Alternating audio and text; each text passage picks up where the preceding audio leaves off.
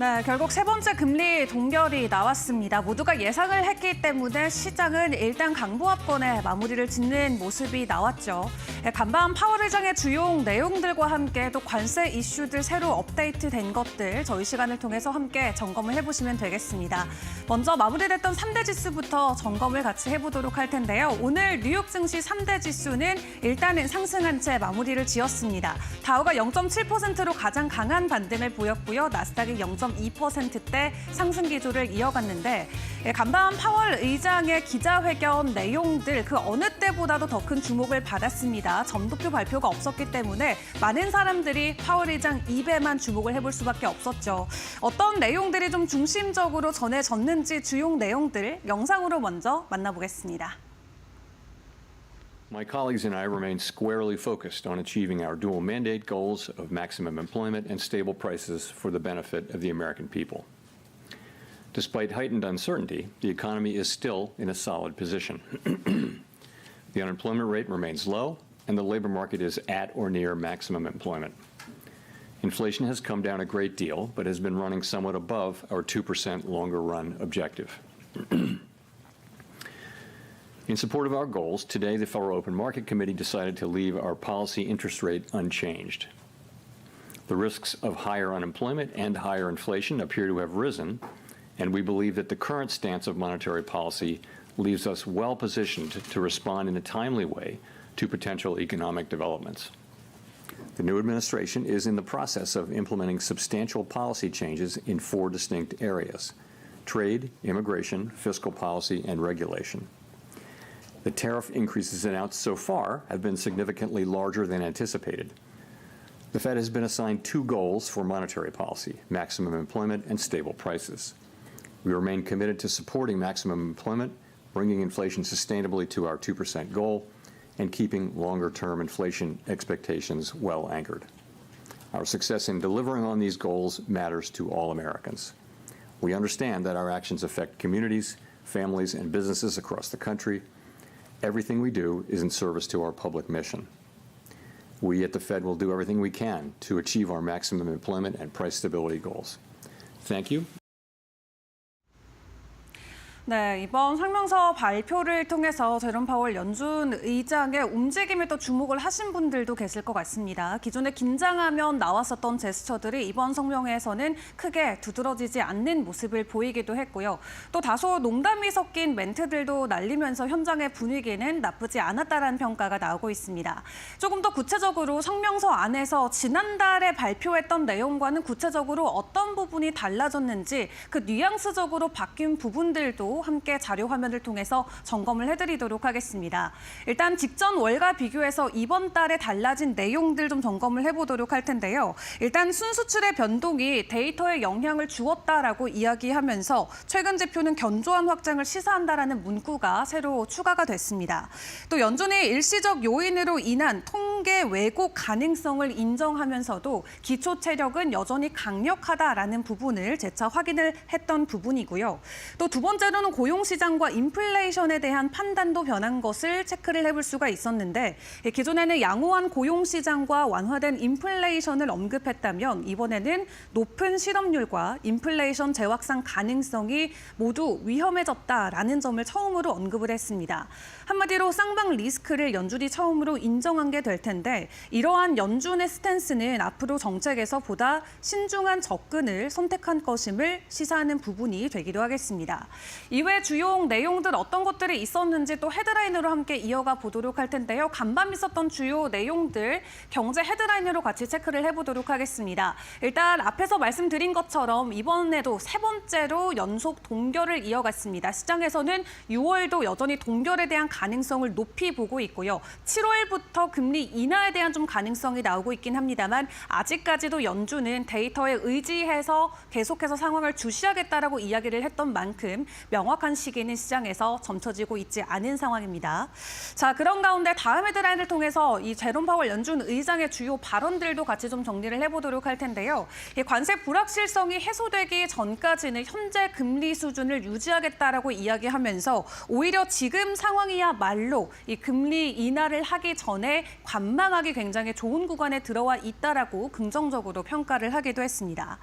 그리고 트럼프 대통령이 계속해서 파월 의장한테 금리를 인하해라라고 엄청난 압박 수위를 가해 왔었잖아요. 그럼에도 불구하고 트럼프의 인하 요구가 정책에게는 그 어떠한 영향력도 시사하고 있지 않다라고 굉장히 강경하고 견조한 발언을 내놓기도 했습니다.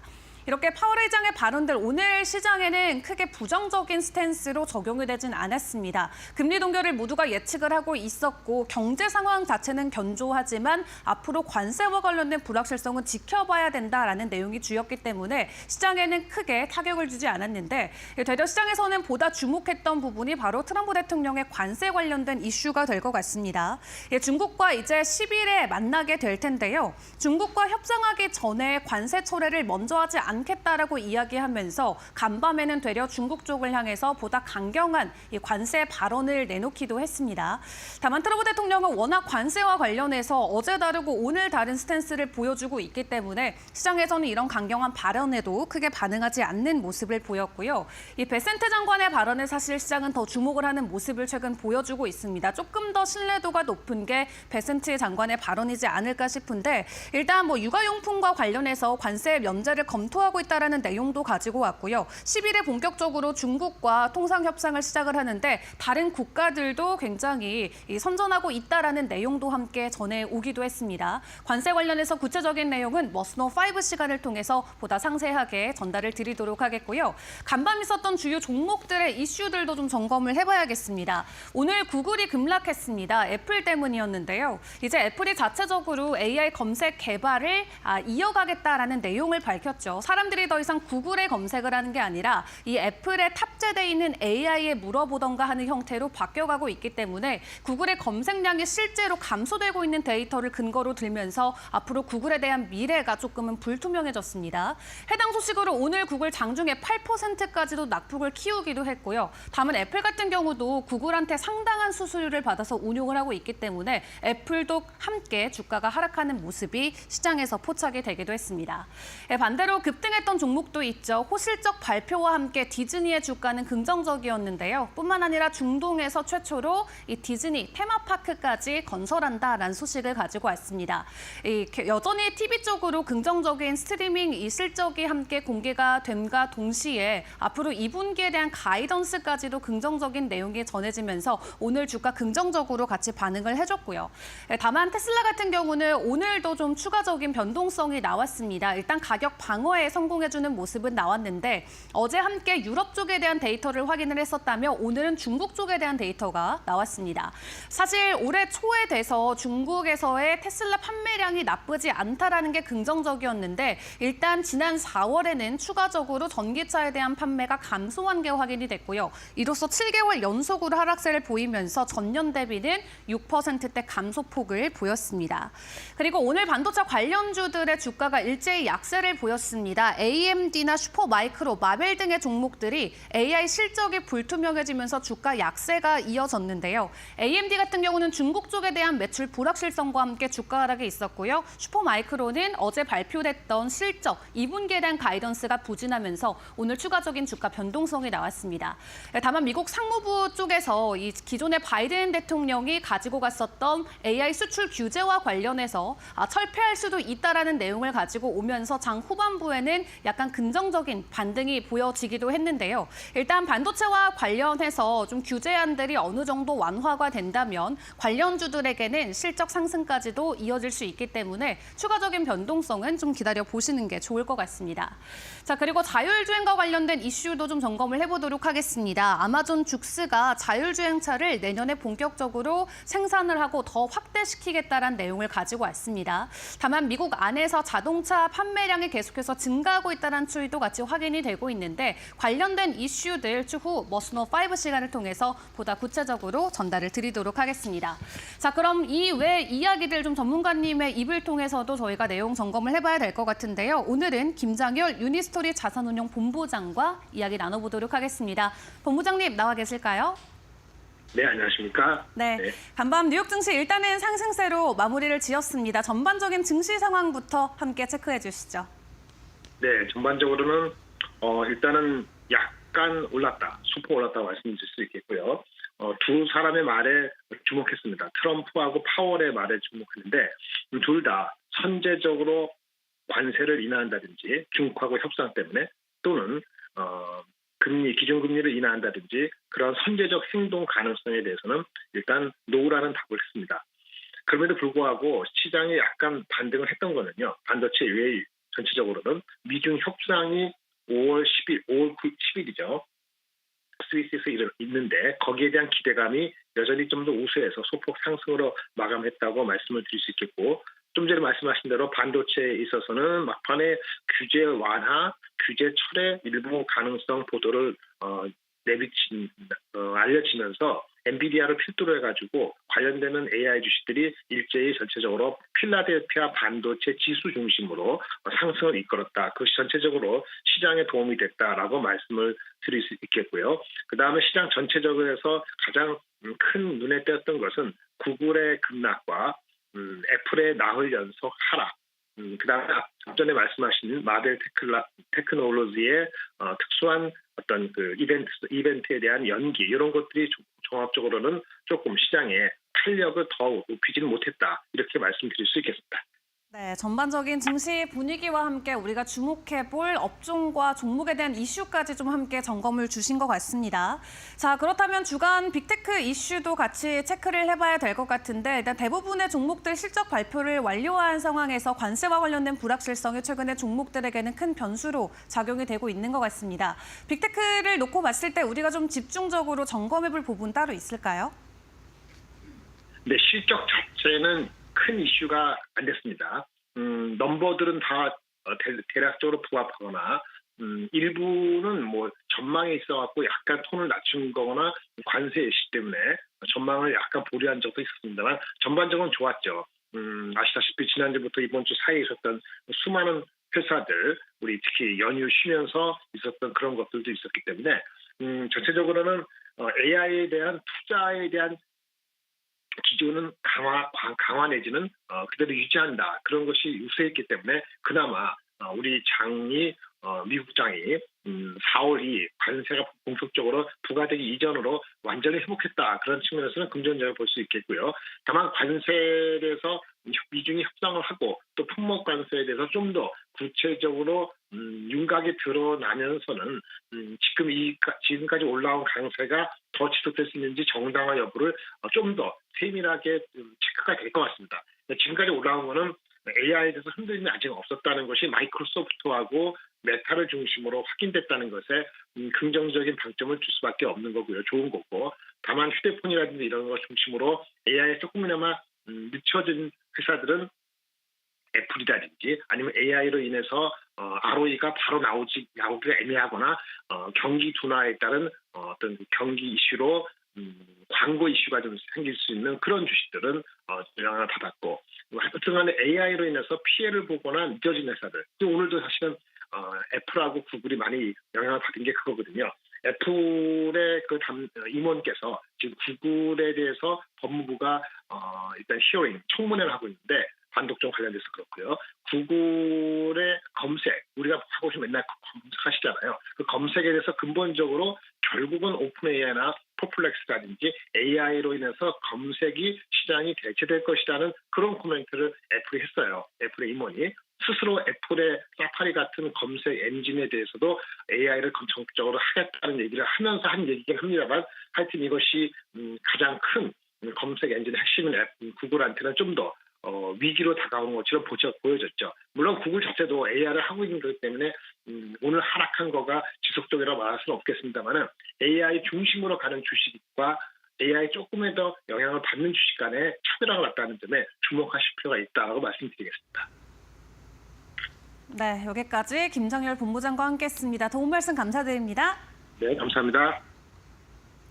네, 시장에 여전히 관세와 관련돼서 불확실성이 커지고 있는 가운데 오늘 주요 종목들 어떤 이슈와 함께 변동성을 보였을지도 궁금합니다. 주요 내용들 김수영 캐스터와 함께 체크해 보시죠.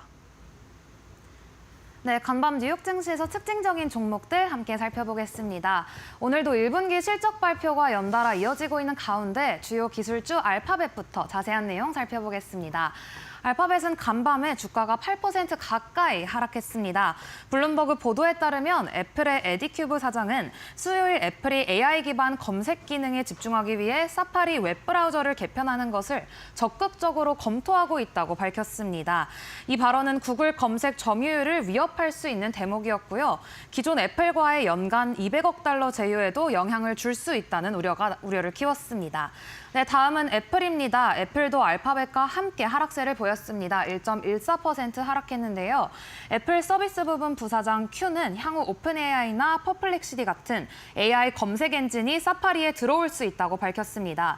이 발언은 미국 법무부가 알파벳을 상대로 제기한 반독점 소송 과정에서 나왔고, 다만 연간 200억 달러 규모의 구글과 검색 계약은 당장 유지된다고 선을 그었습니다.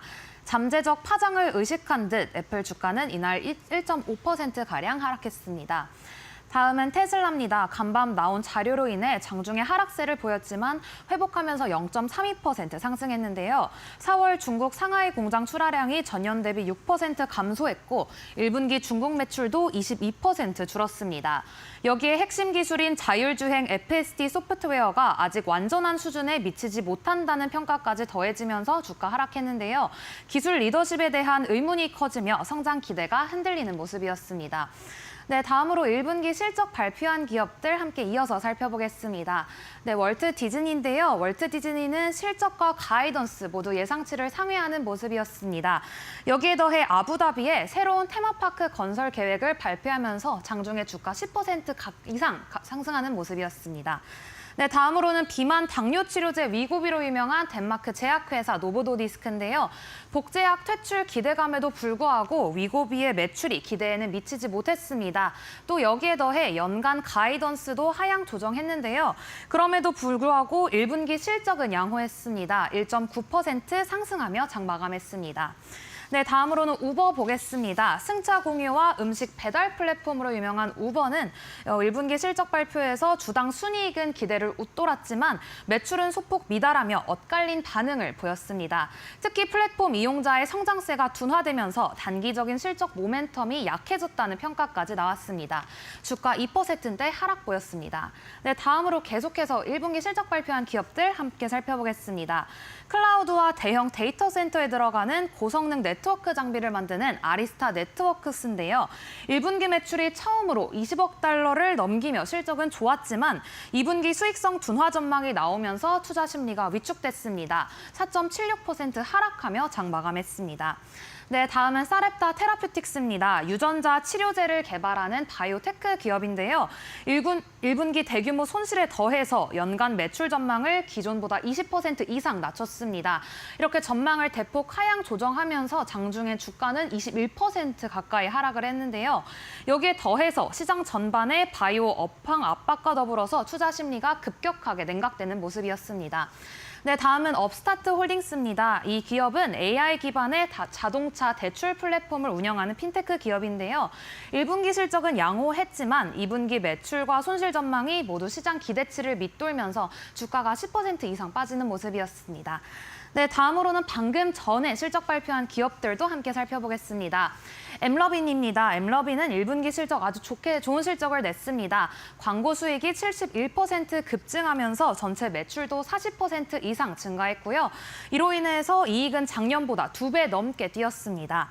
게임 등 자체 앱 수익은 줄었지만 광고 중심으로 구조를 바꾼 덕분에 좋은 실적을 낸 것으로 보입니다. 주가는 0.38% 하락하며 장 마감했지만 시간 외 거래에서 주가 상승하고 있습니다. 네, 다음은 암홀딩스입니다. 반도체 설계회사 암도 실적 나쁘지 않았는데요.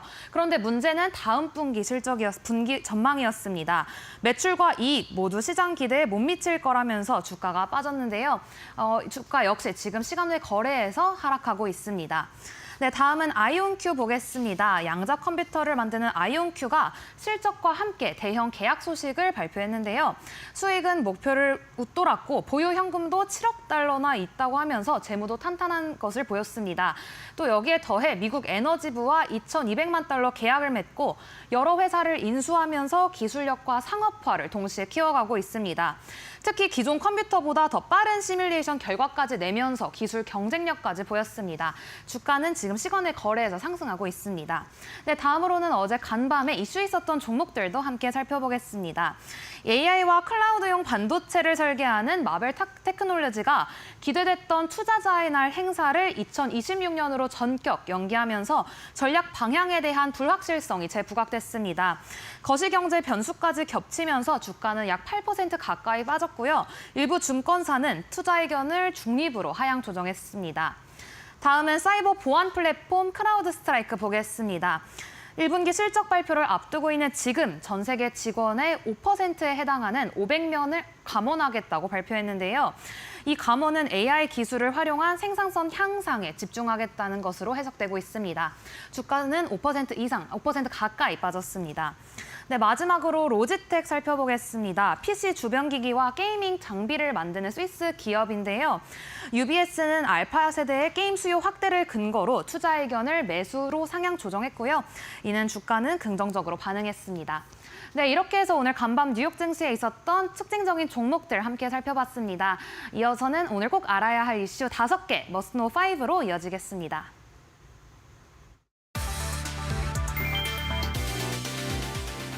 미국과 중국이 이번 주 스위스에서 만나 양자 무역 경제 현안을 논의한다. 트럼프 행정부 이후 사실상 단절된 교역 관계가 일부 복원될지 주목된다. 미 재무부는 스콧 베선트 재무장관이 8일 스위스를 방문해 중국 측 경제수석 대표와 회동한다고 밝혔다. 베선트 장관은 경제 안보는 국가 안보이며 생산적인 대화를 기대한다고 말했다. 미 무역대표부도 제이미슨 그리어 대표가 중국 측 카운터파트와 무역 현안을 논의할 계획이라고 전했다. 그는 무역 균형을 맞추고 미국의 경제 및 안보를 지키기 위해 협상 중이라고 말했다. 그리어 대표는 제네바에서 다자 무역 관련 현안도 논의할 예정이며 생산적인 회의와 미국의 이익 진전을 기대한다고 밝혔다. 베선트 장관과 그리어 대표는 스위스 대통령 카린 켈러 주터와의 만남도 예정돼 있다.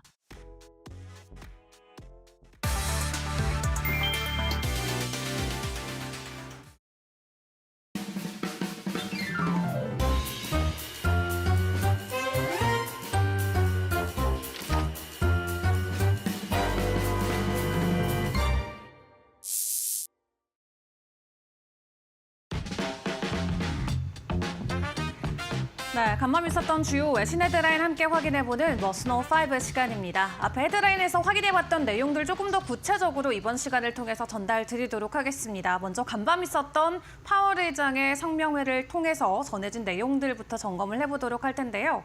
일단 세 번째로 연속으로 기준금리 동결에 나섰습니다. 주요 발언들과 내용들 함께 정리를 해보도록 할 텐데 일단 트럼프 대통령 취임 이후로 열린 모든 FOMC 회의에서 금리 동결 기조가 유지되면서 앞으로 경제 불확실성이 어느 정도로 시장을 뒤흔들지 투자자들은 주목을 하고 있습니다. 연준은 이번 성명에서 트럼프 대통령의 고율 관세 정책이 경제 전망에 큰 불확실성을 불러오고 있다라고 진단을 했는데요. 특히 실업률과 인플레이션이 동시에 높아질 위험을 언급하면서 연준의 이중 책무인 물가 안정과 최대 고용 사이의 균형이 그 어느 때보다도 어려운 국면에 접어들었음을 시사했습니다. 실제로 제롬 파월 의장은 지난달 시카고에서 열렸던 경제 포럼에서 예상보다 높은 관세가 물가 상승과 성장 둔화라는 상반된 압력을 동시에 가져올 수 있다라고 경고한 바 있었고요. 다만 연준은 여전히 미국 경제 기초 체력에 대해서 낙관적인 시각을 유지하는 모습도 동시에 보여주긴 했습니다. 이 성명서에 따르면 최근 지표는 경제활동의 견조한 확장세를 이어가고 있고 고용시장은 안정적이고 인플레이션은 다소 높은 수준에 정체되어 있다라고 평가를 했는데 이런 인식 속에서 연준은 경제 상황을 면밀히 지켜보면서 추가 리스크가 나타날 경우 정책을 조정할 준비가 되어 있다라고 밝혔습니다. 한마디로 서두르지는 않되 상황 변화에 따라서 유연하게 대응하겠다라는 입장이고요. 이 월가에서도 보수적인 시각은 여전히 이어지곤 있습니다. 뱅크 오브 아메리카는 같은 날 보고서를 통해서 소비 회복과 고용 안정세는 당분간 연준의 금리 동결 근거가 될 것이라면서 인플레이션 추세가 더 명확해지기 전까지는 금리 인하 가능성이 낮다라고 분석하기도 했습니다. 특히 물가와 고용이라는 두 축 모두가 불안정한 상황에서 연준은 신뢰할 수 있는 중앙은행이라는 정책적 일관성을 지키는 쪽에 무게를 둘 가능성이 크다라는 거고요. 그렇기 때문에 향후 발표되는 물가 지표와 고용 지표가 더욱더 중요해질 수밖에 없을 것 같은데 일단 이번 달에도 PPI와 PCE 발표가 있기 때문에 앞으로 연준이 어떤 쪽에 초점을 맞춰줄지 인플레이션 데이터를 통해서 계속해서 확인을 해나가는 게 중요할 것 같습니다. 일단 어느 정도 예상됐던 코멘트들과 내용들이 성명회를 통해서 나왔는데요. 시장에서 더 큰 변수로 작용될 건 사실상 관세와 관련된 부분이 되겠습니다. 트럼프 대통령이 간밤에 다시 한번 중국을 언급하면서 오는 10일에 중국과 만남을 갖긴 하지만 선제적으로 관세 인하를 해주진 않겠다라고 강경한 발언을 예고하면서 글로벌 시장의 긴장감을 높였습니다. 일단 오늘 백악관에서 열렸던 주중 대사 선서식을 통해서 이런 내용들이 전해졌는데요. 중국과 협상하기 위해서 145%의 관세를 철회할 생각은 없다라고 명확히 트럼프 대통령이 선을 그었습니다. 한마디로 미국이 미중 무역 협상에서 먼저 양보하지 않겠다는 뜻으로 해석을 해볼 수가 있겠고요. 오는 10일부터 스위스 제네바에서 미중 고위급 협상이 예정이 돼 있는데 미국 측에서는 스콧 베센트 재무장관과 제이미슨 그리어 무역대표가 그리고 중국 측에서는 허리펑 부총리가 참석할 예정입니다. 트럼프 대통령은 너무 많은 면제 조치를 검토하고 있지 않다라고 현재 상황을 설명하면서 관세 완화에 대한 가능성 자체를 낮게 본다는 의중을 재확인을 하기도 했습니다만 구체적인 내용은 10일에 이 베센트 장관을 통해서 확인을 해봐야 될 것 같고요. 또 트럼프 대통령은 전날 지각을 뒤흔들 발표를 예고한 바가 있었죠. 다만 해당 발표가 무역 이슈는 아니다라고 덧붙이면서 구체적인 내용을 공개하진 않았었는데 오늘 미국의 언론들이 내놓은 발표를 놓고 최종적으로 확인을 해보니까 오는 중동 순방을 트럼프 대통령이 앞두고 페르시아만의 명칭을 아라비아만으로 공식 변경하는 행정명령일 가능성이 크다라는 부분이 많이 있었습니다. 이는 수십 년간 이어진 중동 내부의 민감한 역사나 지정학 분쟁과도 연결된 사안으로 이란의 강한 반발이 예상되는 상황인데요. 트럼프 대통령의 연이은 발언들, 이렇게 글로벌 투자 환경에는 불확실성 리스크를 다시 부각시키고 있는 상황입니다. 중국과의 관세 갈등은 공급망이나 물가 전망에 직접적인 영향을 미칠 수가 있겠고요. 중동이나 우크라이나 이슈는 에너지나 방산 그리고 원자재 섹터에 민감한 영향을 줄 수가 있겠습니다. 일단 무엇보다 트럼프 대통령이 직접 예고했던 지각을 뒤흔들 발표가 실제로 어떤 식으로 시장에 발표되고 적용되는지에 따라서 시장 안에서의 변동성이 더 커질 수 있다는 점은 같이 주목을 해보시죠. 이런 내용들이 전해진 가운데 이 재무부 장관의 스콘 베센트 이제 10일이면은 중국과의 만남을 이어가야 됩니다. 그 어느 때보다도 베센트 장관의 내용들이 시장 안에서는 큰 역할을 하고 있는 상황인데 오늘은 어떤 내용들을 전해줬는지 체크를 해보도록 하겠습니다. 일단 이번 중국과의 협상을 놓고 베센트 장관은 진전된 협상이라 부르기 어렵다고 선을 그었습니다. 미국 측이 현 시점에서 협상 타결에 대해서 조심스러운 입장을 유지하고 있음을 보여주는 대목이었고요. 베센트 장관은 중국을 포함한 18개 주요 교역 파트너들과의 통상 협상이 동시에 진행 중이고 일부는 상당한 진전을 보이고 있다라는 말도 함께 내놓기도 했는데요. 다만 어느 국가와 이야기를 하고 있는지에 대한 구체적인 언급은 피하면서 지금 이 순간에도 협상이 진행 중이기 때문에 세부적인 내용을 공개하는 건 미국의 이익에 반한다라고 말을 남기기도 했습니다. 또 그와 함께 미국 내에서 현재 문제가 되고 있는 육아용품 가격 상승과 관련해서 카시트와 같은 필수품에 대한 관세 면제를 검토 중이라고 언급하기도 했는데요. 미국 기업의 대중국 투자 제한 조치와 관련해서도 내용을 전했는데 이 적색 등이나 청색 등은 만들되 모호한 황색 지대는 만들지 않는 것이 중요하다라고 강조하면서 명확한 기준 마련을 시사하기도 했습니다. 그런 가운데 유럽연합 같은 경우는 미국과의 관세 협상이 결렬되면 미국산 제품에 대해서 최대 1,000억 유로 규모의 보복 관세를 부과할 수 있다라고 경고를 했었죠. 조만간 추가적으로 다음 단계에 발표될 것으로 내용이 전해지고 있는데 추가적으로 미국 항공기업인 보잉을 향해서 보복 대상 조치에 포함될 수도 있다라는 가능성이 언급되기도 했습니다. 이처럼 미국이나 중국, 유럽 간의 통상 갈등이 다시 격화되면서 글로벌 시장은 한층 높은 정책 불확실성과 공급망 리스크에 놓여 있는 상황인데요. 오는 8일부터 10일까지 추가적인 정책과 관련된 변동성이 나올 수 있다는 부분은 같이 주의를 해보시는 게 좋을 것 같습니다. 자, 그런 가운데 테슬라 오늘은 중국 쪽에 대한 데이터를 장중에 좀 소화를 해내는 모습이 나왔습니다. 어제는 유럽 쪽에 부진한 데이터가 발표가 됐는데 오늘은 믿었던 중국 쪽에서도 보다 약한 데이터가 나오면서 투자자들의 한숨이 좀 깊어지는 모습이 나왔죠. 다만 주가는 다행히도 크게 부정적인 모습을 보이진 않았는데요. 일단 중국 쪽에서 발표한 데이터를 확인을 해보시면 지금 중국 상하이 공장에서 생산된 모델 3 그리고 모델 Y의 차량이 4월 인도량 총 58,459대로 집계가 됐습니다. 전월 대비는 25.8% 감소한 수치고요. 전년 같은 달보다도 6% 줄어들면서 테슬라의 중국 내 판매량이 7개월 연속 감소세를 기록하게 됐습니다. 중국 같은 경우는 테슬라의 최대 전기차 시장 중 하나로 꼽히고 있는데 비야디를 비롯한 현지 브랜드의 급성장과 가격 경쟁 심화로 인해서 테슬라의 점유율은 지속적으로 잠식당하고 있는 상황이고요. 유럽 시장에서도 테슬라의 부진은 뚜렷하게 드러나고 있는 상황입니다. 독일에서도 4월 판매가 62%, 영국에서는 46% 감소하면서 2년 만에 최저 판매 수준으로 떨어진 상황입니다. 또 미국 또한 분위기는 심상치가 않습니다. 미국 전기차 시장이 올해 1분기 11%나 성장을 했지만 테슬라는 오히려 10% 이상 역성장하는 모습을 보였기 때문인데요.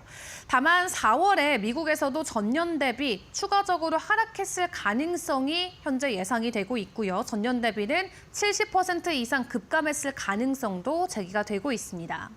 일단 이런 판매 부진을 상쇄하기 위해서 테슬라는 인도나 사우디아라비아 등 신규 시장 개척에 박차를 가하고 있는 모습인데요. 뿐만 아니라 저가형 모델 출시라던가 로보택시와 같은 긍정적인 모멘텀을 안고 추가적인 상승에 대한 기대감을 키워가곤 있습니다. 다만 시장의 압박이 점점 거세지고 있다는 부분에서 테슬라의 주가 추이는 계속해서 지켜보는 게 좋으실 것 같은데요. 지난달에 열렸던 상하이 모터쇼에서 여러 가지 크로스오버 모델이 등장하면서 중국은 물론이고 글로벌 시장에서의 경쟁력이 지속적으로 강화되고 있다는 부분을 재차 확인했기 때문입니다. 일단 테슬라 자체에 대한 판매량은 지속적으로 감소 추이가 이어지고 있기 때문에 일단 미국 안에서의 판매량 추이까지도 같이 점검을 해보시고 앞으로 다가올 모멘텀에 대한 기대감을 계속해서 가져가도 좋을지 고민을 해보는 게 좋을 것 같습니다. 자, 마지막으로 암호화폐 시장 상황도 좀 점검을 해드리도록 할 텐데요.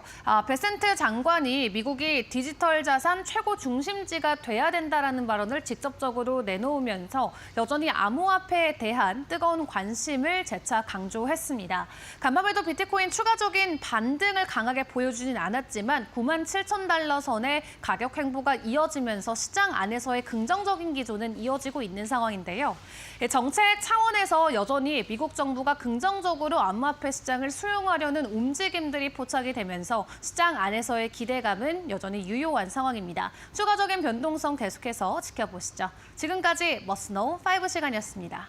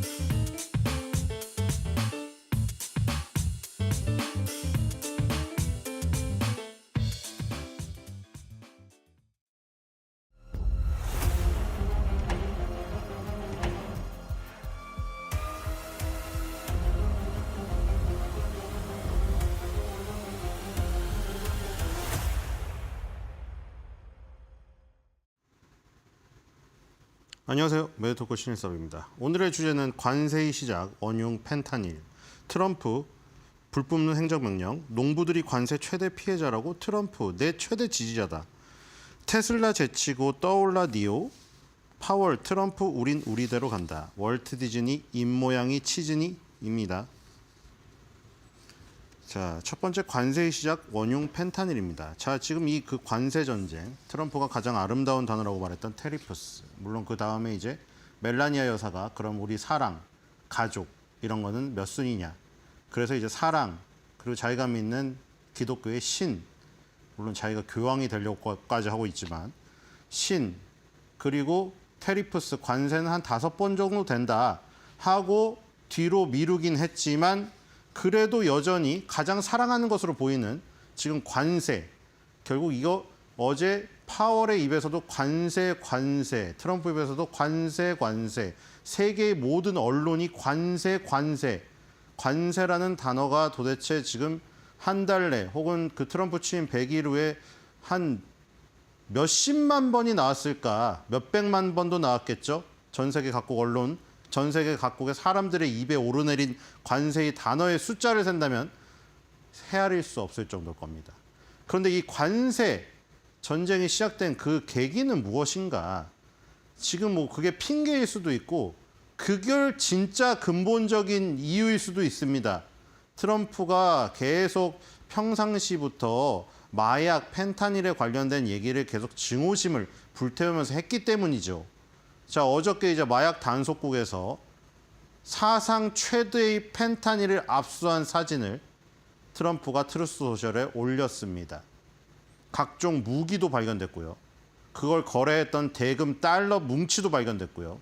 펜타닐 덩어리들이 발견됐습니다.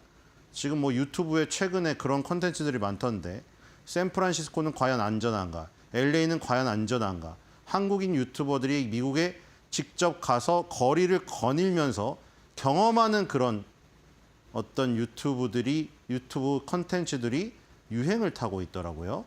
그러니까 예전보다 위험해진 건 사실이고 빈민가에서는 굉장히 정말 펜타닐뿐만 아니라 마약에 취해서 흔들거리고 있는 그런 사람들이 쉽사리 목격이 되고 있습니다.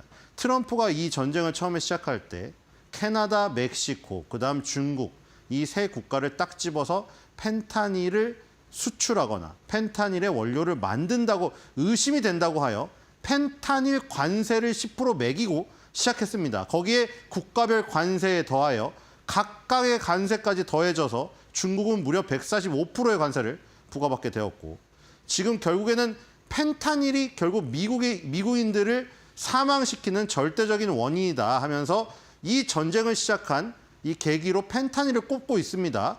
그리고 그걸 잊지 않고 어제 또 이렇게 올린 걸 보니까 정말 이 관세 정쟁의 목적이 펜타닐을 완전히 싸그리 이 세상에서 없애는 걸 수도 있겠다. 이런 생각이 듭니다. 물론 지금 경제 그 카테고리에서는 그 큰 어떤 목적이 그걸로 지금 얘기되고 있죠. 결국 여러분들, 미국인들 입장에서 미국인 여러분들을 부강하게 하겠다. 여러분들의 호주머니에서 더 이상 세금을 안 뺏어가겠다. 나중에 이 관세로 벌어들이는 이익이 많아지면 여러분들에게 뜯는 소득세 영원으로 해주겠다. 그래서 그걸로 GDP를 올려버리겠다.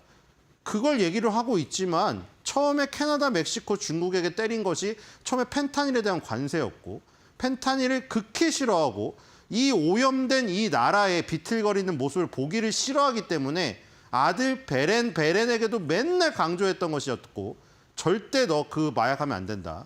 그렇기 때문에 이런 일련의 행동들 그리고 어제 이런 마약 단속국에 성과를 올린 것으로 보아 지금 관세 전쟁에 어떻게 보면 정당성을 더 부여하려고 이런 걸 올리지 않았느냐. 그러니까 지금 뭐 관세 전쟁에 대해서 여러 경제학자들이 나와서 이게 과연 효과가 있느냐. 그리고 캐롤라인 레빗 대변인이 계속 연설할 때도 연설은 아니고 이 대변인이 그 나와서 발표를 할 때도 기자들이 주로 질문을 던지는 게 과연 관세가 미국의 수입업자를 힘들게 하지 다른 나라를 힘들게 하느냐. GM 포드 크라이슬러, 뭐 아마존 이런 회사들이 왜 힘들어하느냐. 보라 이렇게 하니까 어떤 또 다른 이유, 정당성. 나는 지금 펜타닐을 없애고 그 국가를 아주 건강하게 만들기 위해서 이 행동을 하고 있다. 이거에 대해서는 사실 경제학자도 토를 못 답니다. 그렇죠? 경제학 측면에서는 관세가 일시적으로 당연히 지금 뭐 미국인들에게 피해가 지금 당장 돌아올 수 있지만 그거를 참고 견디라고 하지만 주식시장도 흔들리고 채권 달러도 흔들리고 온갖 언론에서 흔들어대니 이거는 사실 흔들 수가 없는 부분이죠. 이건 펜타닐을 지금 없앤다는 것은 누구나 참 저기를 할 수가 있는 찬성할 수밖에 없는 부분이잖아요. 그래서 어쨌든 간에 저걸 한번 중간에 찝어준 것 같고요.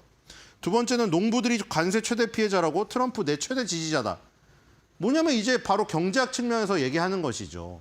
자, 가장 타격받는 건 누구냐? 캘리포니아에서 지금 그 오렌지를 키우는 지금 농부들이 죽어간다. 그리고 그 중국산 오렌지들을 수입해서 팔던 뭐 지금 그 아마존이라던가 이런 데가 힘든 거 아니냐. 중국산 제외해버리면 뭐 먹고 팔래. 그냥 그런 얘기를 갖다가 농부들도 그럼 돌아설 거고 그럼 중간 선거에서 질 거고 그럼 너네 기업들 아마존도 힘들고 다 미국 기업들이 망하는 거 아니냐. 그래서 이제 트럼프는 백악관 홈페이지에 트럼프 대통령의 관세를 지지하는 농부들에서 자기에게 유리한 여론조사의 자료를 첨부했습니다. 퍼드 대학교랑 CME 그룹에서 조사한 결과 농부들의 70%가 지금 이 트럼프 대통령의 관세 정책을 지지하고 있다. 뭐 이것을 보이면서 자신의 정당성을 또 주장을 했습니다. 펜타닐을 막기 위해서 관세 정책을 한다. 이것과는 또 다른 어떤 경제학자들의 어떤 비판에 대해서 또 요 자료를 하나 내밀었죠. 70%의 농부들이 트럼프 대통령의 관세가 장기적으로 농업 경제를 강화할 것으로 예상하고 있다. 그리고 4월에 현재와 미래에 대한 기대치가 상승하면서 농부들의 심리가 개선되었다. 자, 그동안 소프트 데이터 내밀지 않았죠. 왜 내밀지 않았죠? 미시간 대학교 소비자 심리지수라든가 컨퍼런스 보드 신뢰지수 전부 소프트 데이터는 나쁘게 나왔죠. 물론 그걸 뜯어보면 민주당 성향 지지자들, 미국 민주당을 지지하는 성향의 지지자들이 아주 인플레이션에 대해서 굉장히 과격하게 힘들고 그리고 현재와 미래 경제 상황에 대해서 굉장히 어려운 것을 너무 극적으로 표현한 나머지 그 공화당 지지하는 지지자들의 어떤 결과랑은 너무 판이하게 달라서 평균치를 그렇게 악화시킨 부분이 있다고 하더라도 어쨌든 간에 소프트 데이터가 악화된 거는 사실이죠. 당연히 그걸 쓰진 않았죠. 하드 데이터들을 썼죠. 왜냐하면 우리 실업률 떨어졌다. 그다음에 고용자 수 늘었네. 근데 왜 파월은 금리 인하를 안 해? 항상 느려 터졌지. 이러면서 내년도에는 후임자를 물색을 해갖고 바꿔버릴 거야. 아니면 지금 당장이라도 전화할 거야. 계속 이렇게 했죠. 그런데 이건 소프트 데이터인데도 불구하고 발표했습니다. 왜냐하면 자기한테 유리한 데이터니까요. 그러니까 소프트 데이터는 인간의 마음을 나타내는 심리지수이기 때문에 실제가 아니라 마음이죠. 물론 그 마음이 행동으로 나타나서 결과로 찍히면 하드 데이터가 되겠지만 이 마음이라는 것은 변동이 더 심할 수가 있고 미리 움직이기 때문에 특히 미시간대나 컨퍼런스 보드 신뢰지수는 인용을 전혀 안 했습니다. 그동안. 근데 이건 인용을 했죠. 특히나 관세 전쟁으로 가장 타격을 먼저 본다고 생각하는 이 농부들을 대상으로 한 이 자료가 트럼프에게 유리하게 나왔기 때문에 어쨌든 간에 뭐 사실 유리한 거 쓰는 건 당연한 거죠. 트럼프가 지금 지지도 낮게 나오는 거 보고 또 공격을 하고 있잖아요. 다 조작이 됐으며 공화당 지지자들을 많이 뺀 상태에서 했다. 계속 그걸 주장하고 있습니다.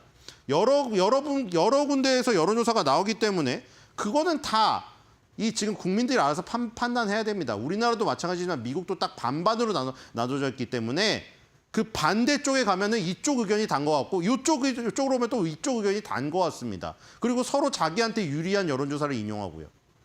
그건 알아서 판단해야죠. 어쩔 수 없습니다. 세계가 다 똑같아요. 반반으로 갈라진 거는 세계 공용입니다. 다 공통된 지금 상황입니다.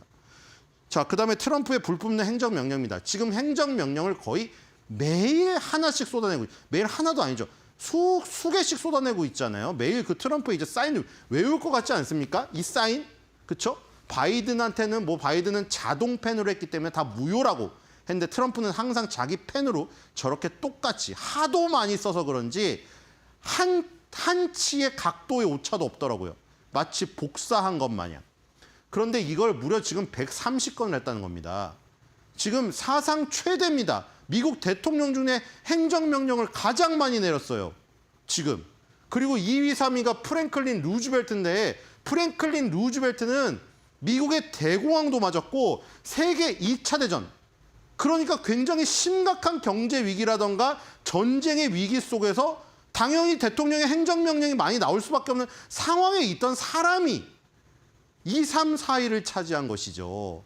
그리고 트럼프는 그걸 다 뛰어넘었습니다. 그러니까 지금 트럼프가 2기에 들어서서 얼마나 행정명령을 민주당 입장에서는 남발하는 것이고 공화당 지지자들 입장에서는 되게 강력하게 우리를 위해서 밀어붙이고 있는 것이다. 이렇게 평가를 하겠죠. 자, 테슬라 제치고 떠올라 니오입니다. 자, 테슬라는 앨런 머스크가 도지를 조금 활동을 줄이면서 테슬라로 복귀해서 열심히 활동하겠다고 해서 좀 반등을 했는데 실제 지금 이 실적치들이 별로 좋지 않게 나오고 있으면서 다시 지금 위기에 몰리고 있습니다. 일단 테슬라를 향한 공격들은 세계 각국에서 나타나고 있죠. 지금 뉴욕의 LA인가요? 테슬라의 그 매장에 라카치를 하고 당당하게 잡혀갔잖아요. 그렇죠? 테슬라 시위자들이 빨간 라카로 테슬라 매장 통유리창에다가 라카치를 한 다음에 당당하게 경찰에 잡혀갔습니다. 그런 사례뿐만 아니라 유럽에서도 이렇게 테슬라 S 모델을 다 부셔버린 상태에서 앨런 머스크 싫다는 지금 이 문구로 도배를 해가지고 보라는 듯이 길거리에 이렇게 너저분하게 널어놓고 있습니다. 테슬라를. 자, 런던 남부에서 열린 앨런 머스크 반대 시위에서 지금 나왔던 모델 S의 박살난 모습이고요. 자, 이런 박살난 모습처럼 지금 차이나에서의 성과도 좋지가 않아요. 테슬라 차이나라는 거는 테슬라를 중국에서 만들어서 중국한테 판 거에다가 테슬라 중국 공장에서 해외로 수출한 것까지 다 포함한 수치입니다. 테슬라, 그러니까 차이나 법인에서 나온 매출을 다 합친 거죠. 4월 달에 전년 대비 6% 감소한 58,459대를 판매했습니다. 물론 이 58,459대라는 절대적인 이 숫자는 엄청나게 크죠. 아직도 6만 대가량을 팔고 있으니까요. 근데 항상 중요한 건 시장의 컨센서스를 넘었느냐 안 넘었느냐. 전년 동월 대비, 전기 대비, 전분기 대비 이런 거에 비해 늘었느냐, 그게 중요한 거죠. 절대적인 수치가 큰 게 아니라. 지금 작년 같은 달에는 작년 4월 달이죠. 62,167대가 판매됐습니다. 5.96% 감소했죠. 이건 한 자릿수입니다만 바로 전달인 3월 달에는 78,828대를 팔았기 때문에 무려 25.84%가 감소했습니다. 결국 1월부터 4월까지 4개월 합쳤을 때 테슬라 차이나는 전년 동기 작년의 1월부터 4월 달이죠. 그때 대비해서 18.31% 감소한 23만 1,213대로 많이 감소를 했죠. 자, 그럼 중국에서 누가 늘었느냐? 자, 니오라는 업체도 지금 미국에 상장되어 있죠. 미국은 니오 같은 경우에는 절대적인 수치는 테슬라에 비할 수 없습니다. 테슬라는 6만 대를 한 달에 팔잖아요. 근데 지금 니오 같은 경우에는 수천 대, 만 대가 안 돼요. 그런데 이 성장성이 뛰어났다는 거죠. 성장성이. 지금 성장성이 굉장히 뛰어나게 늘어나고 있는 것이고요. 니오가. 그래서 중국 업체들이 지금 떠오르고 있다는 거. 자, 그다음에 이제 파월, 트럼프 우린 우리대로 간다. 결국에 파월은 트럼프의 바람대로 행동을 하지 않았습니다. 전화를 또 돌릴지 모르겠으나 자, 이 지금 FRB의 이 독립성을 얘기 안 할 수가 없기 때문에 트럼프가 여기까지 손대진 못할 거예요. 하지만 불만을 또 얘기할 거죠. 불만을 얘기하는 거는 자유니까요. 어제 중요한 연설 내용 간단히 보겠습니다. 이중이임의 어느 쪽이 더 중요합니까? 라는 질문이 있었습니다. 자, 이중이임이라는 건 뭐죠? FRB. 그러니까 FRB라는 건 사실 FRB 위에 FRS라는 시스템으로 이루어져 있다고 말씀드렸죠. FOMC가 있고 연방준비은행이 있고 FRB 이 연방준비제도 이사회가 있습니다. 7인의 이사회가 이제 FOMC라는 회의를 통해서 금리 결정을 하는데 금리 동결이냐 인상이냐 인하냐를 통해서 그 카드로 이루려는 두 가지 목적이 있잖아요. 밥도 안 먹고 생각한다는 그것. 최대 고용과 물가 안정이라고 했죠. 그래서 최대 고용과 물가 안정 이 두 마리 토끼 잡기가 사실 이론적으로 불가능하다고 말씀드렸죠. 하나를 잡으면 하나는 지금 흔들릴 수밖에 없는 거예요. 최대 고용을 하기 위해서 금리 인하를 하면 물가가 상승해 버리지 않습니까? 근데 물가가 상승하니까 누르려고 금리 인상을 하면 어떻게 돼요?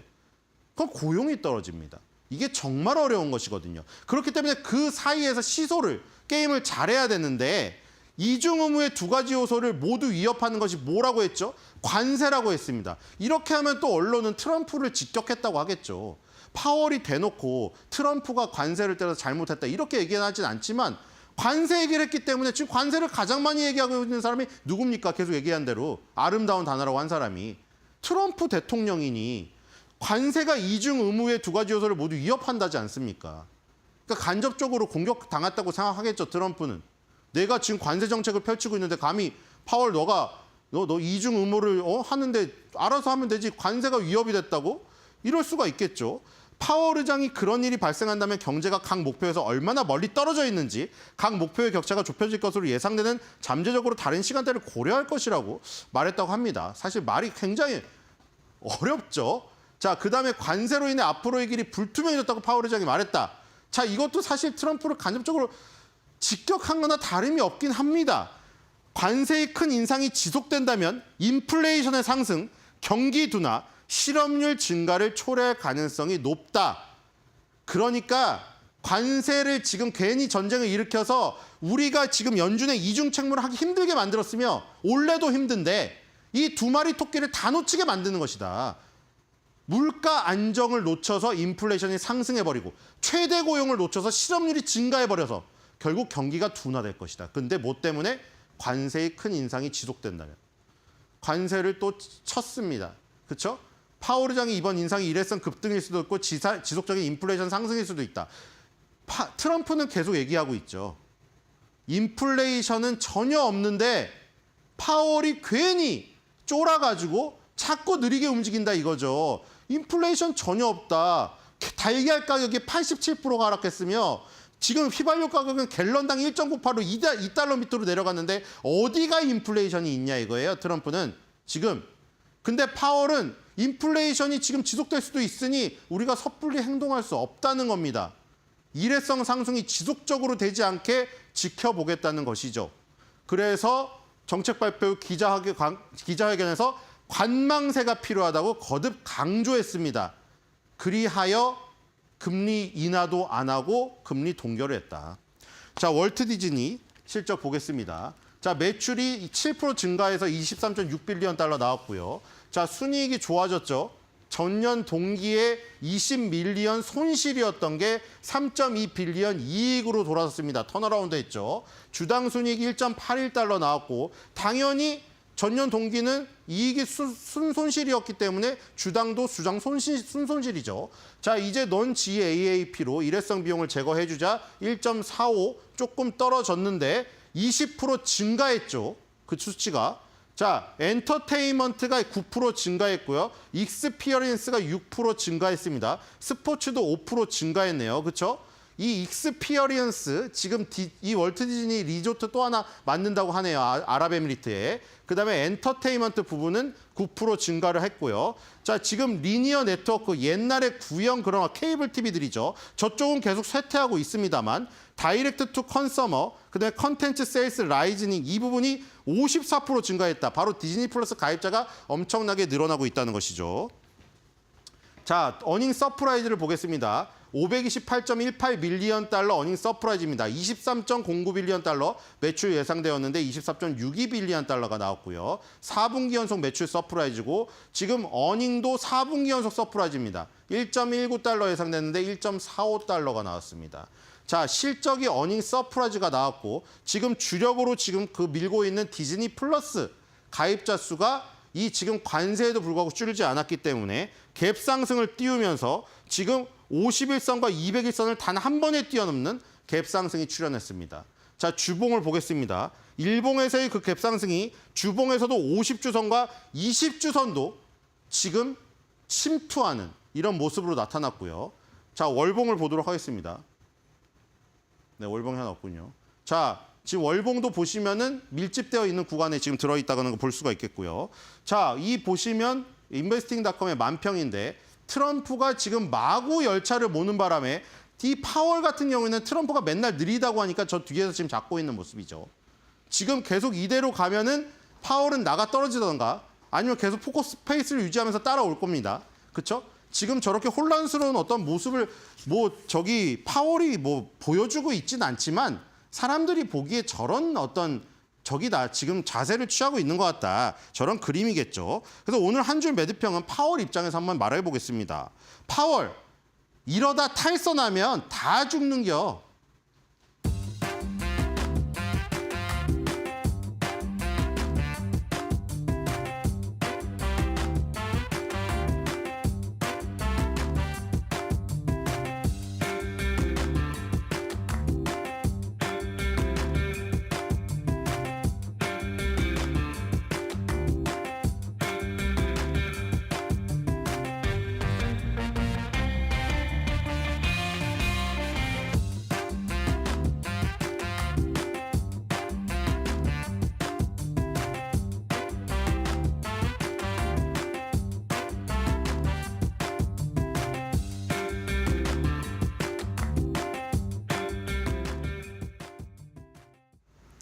모두가 예상했던 금리 동결에 대한 성적표를 받아들고 뉴욕 증시의 변동성은 간밤 어떻게 펼쳐졌는지 증시 한판 정리해보도록 하겠습니다.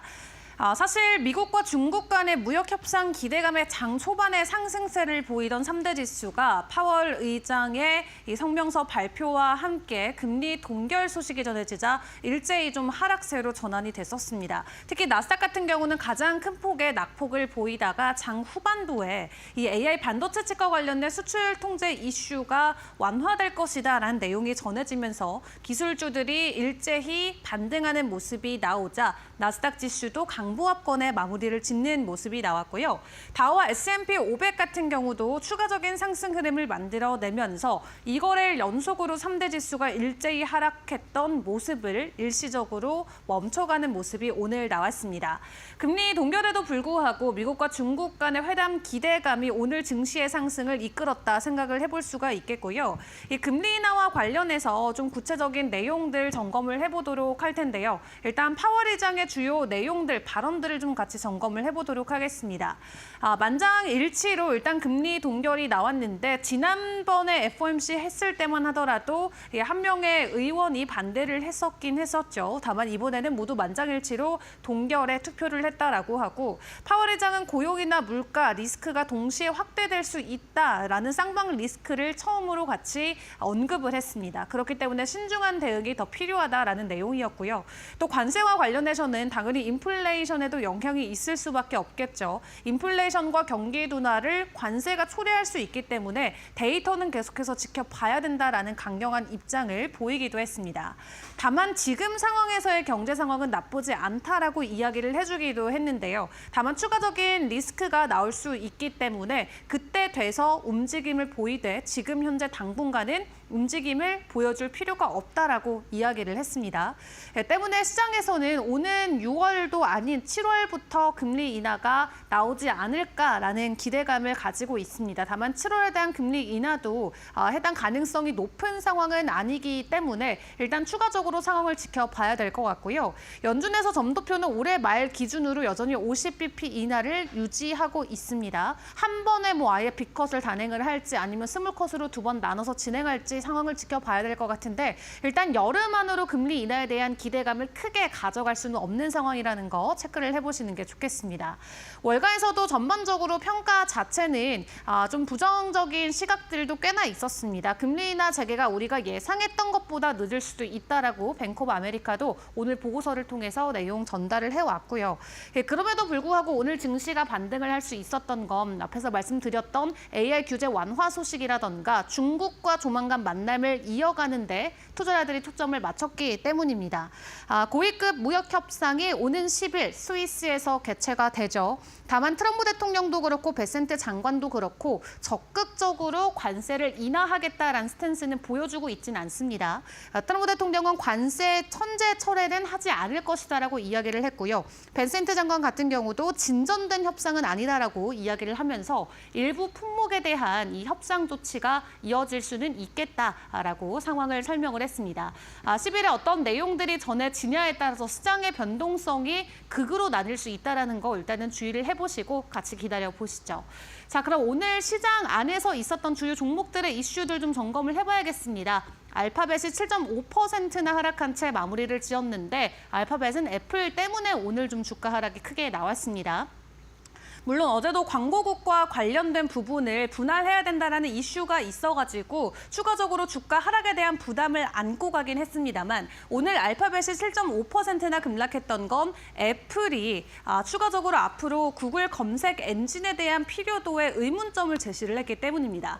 지금은 모두가 구글에 들어가서 검색을 하지만 이제는 사람들이 AI에게 직접 물어보는 시대가 도래하고 있고 애플 같은 경우도 직접적으로 AI 검색 엔진을 개발할 것이다 라는 내용을 전해왔는데요. 때문에 앞으로 알파벳에 대한 존재, 이 정체성에 대한 여부 자체가 좀 흔들리면서 오늘 주가가 좀 강하게 하락하는 모습을 보였고요. 애플이 동반 약세를 보였던 건 사실 애플 자체도 구글한테부터 엄청난 이 광고비를 받고 있기 때문입니다. 수수료를 매년 수십억 달러를 지급을 받고 있는데 만약 이 알파벳, 구글이 무너지게 된다면 애플 또한 긍정적일 수는 없겠죠. 때문에 두 종목이 모두 일제히 하락했다라고 말씀드릴 수가 있겠습니다. 반면 오늘 테슬라는 상승 기조가 나타났습니다. 어제 유럽 쪽에서 판매량이 부진했다는 소식 전해드렸었죠. 오늘은 중국 쪽에서 판매량이 부진했다는 데이터가 나왔는데 중국 쪽에서 7개월 연속으로 판매량이 감소가 됐음에도 불구하고 일단 오늘은 전반적으로 시장의 상승 기조에 몸을 실어주면서 동반 강세를 보이는 모습이 포착이 되긴 했습니다. 일단 당장 6월에 있을 로보택시에 대한 기대감도 투자자들은 크게 가지고 가고 있는 상황에서 더 이상 테슬라 판매량에 크게 일희일비하지 않는 모습을 보여주지 않고 있는 상황인 것 같은데요. 일단 6월에 대한 로보택시 모멘텀이 지속적으로 주가 상승을 견인할 수 있을지 같이 지켜보도록 하겠습니다. 자, 오늘의 주요 일정들도 그럼 같이 점검을 해볼까요? 오늘은 BOE의 통화정책회의가 있는 날입니다. 그리고 이번 주의 주요 일정들 보시면 미국의 CPI라던가 트럼프 대통령의 중동 순방도 있고요. 그리고 5월의 주요 일정들을 놓고 체크를 해봤을 때는 5월 마지막 날에는 미국의 4월 PCE 발표가 있습니다. 인플레이션 데이터에 대한 이 기대감이 계속해서 나오고 있는 가운데 오늘 연준도 앞으로의 데이터를 지켜보겠다라고 강조를 한 만큼 이번 달에 나오는 주요 고용 지표들 그리고 인플레 지표도 같이 체크를 해보시는 게 좋을 것 같습니다. 일단 FOMC의 회의 내용과 그리고 미국과 중국 간의 만남 일단 내용을 잘 소화한 채 뉴욕 증시 마무리를 지었는데 오늘 국내 증시의 초점은 어디로 향하게 될까요? 김수영 캐스터와 함께 점검해 보도록 하겠습니다. 네, 간밤 뉴욕 증시에서 주목해볼 주요 이슈들과 그로 인해 영향받을 국내 기업들까지 함께 살펴보겠습니다. 네, 먼저 구글부터 살펴보겠습니다. 구글의 검색 사업에 지금 긴장감이 놓이고 있는데요. 미국 법무부의 반독점 소송 과정에서 애플의 고위 임원이 사파리 브라우저에 AI 검색 엔진을 도입하겠다고 밝혔습니다. 현재 사파리에서 기본 검색 엔진은 구글이고 이 계약 규모는 연간 약 $200라고 합니다. 하지만 애플이 오픈 AI나 퍼플렉시티 같은 AI 검색을 채택할 가능성이 제기되면서 구글의 점유율이 흔들릴 수 있다는 우려가 커지고 있습니다. 이 영향으로 간밤에 알파벳의 주가는 8%대 가까이 급락했습니다. 이와 관련해서 오늘 구글 관련주들 함께 살펴보겠습니다. LG CNS 보시면요. LG CNS는 구글 클라우드와 함께 AI 기반 제조 물류 자동화 프로젝트를 진행하며 구글 기술의 실전 활용 파트너로서 구조적인 수혜가 기대됩니다. 네, 다음으로는 KT그룹의 나스미디어 보겠습니다. 구글 마케팅 플랫폼의 공식 리셀러인데요. 광고 데이터 기반 솔루션을 유통 중입니다. 검색 시장 점유율 변동이 있을 경우 광고 트래픽 흐름에 따라 반사수혜 또는 영향권에 놓일 수 있습니다. 그럼 다음 장으로 넘어가겠습니다. 다음은 디즈니인데요. 디즈니는 어제 1분기 실적 발표를 했습니다. 실적과 가이던스 모두 예상치를 상회했고요. 여기에 더해 특히 아부다비에 새로운 테마파크를 개설하겠다고 발표했습니다. 이런 계획이 발표되면서 주가는 어제 10%대 가까이 상승했는데요. 오늘 디즈니 관련주들도 함께 살펴보겠습니다. 이런 디즈니의 상승 흐름 속에서 K 콘텐츠 기반의 협업 파트너 또는 OTT 공급망에 속한 국내 기업들 가지고 왔는데요. 예림당, 코퍼스 코리아, 키스트, IHQ, 위즈 스튜디오 오늘 함께 보시면 좋을 것 같습니다. 네, 다음으로 넘어가겠습니다. 다음으로는 사렙타 테라퓨틱스 볼 텐데요. 사렙타 테라퓨틱스는 유전자 치료제를 개발하는 바이오테크 기업입니다. 어제 1분기 대규모 손실에 더해 연간 매출 전망을 기존보다 20% 이상 낮추면서 주가는 20% 이상 빠졌는데요. 오늘 이런 안 좋은 소식이 오늘 국내 바이오 업계에서는 오히려 기회로 부각될 수 있습니다. 툴젠 보시면요. 툴젠은 유전자 가위 원천 기술을 기반으로 희귀질환 치료제 상용화를 지금 추진 중입니다. 또 마크로젠 보시면 개인 맞춤형 유전체 분석 서비스에 강점이 있기 때문에 오늘 이 두 기업 특히나 주목해서 보시면 좋을 것 같습니다. 네, 다음으로 넘어가겠습니다. 아이온큐인데요. 양자 컴퓨터를 만드는 아이온큐가 실적과 함께 대형 계약 소식을 전했습니다. 수익은 목표를 웃돌았고 보유 현금도 7억 달러도 있다고 하면서 재무도 탄탄한 모습 보였습니다. 여기에 더해 미국 에너지부와 2,200만 달러 계약을 맺고 여러 회사를 인수하면서 기술력과 상업화를 동시에 키워가고 있습니다. 특히 기존 컴퓨터보다 더 빠른 시뮬레이션 결과까지 내면서 기술 경쟁력도 보여주는데요. 장 마감한 후에 지금 주가 상승하고 있습니다. 오늘 이와 관련해서 아이온큐 관련주들도 함께 살펴보겠습니다.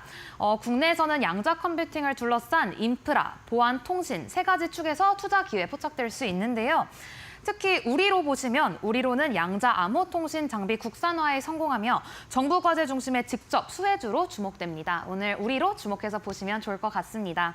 네, 다음 장으로 넘어가겠습니다. 마벨 테크놀로지인데요. 마벨 테크놀로지는 AI와 클라우드용 반도체를 설계하는 미국의 기업입니다. 기대됐던 투자자의 날의 연기가 2026년으로 전격 연기되면서 전략 방향에 대한 불확실성이 재부각되고 있는데요.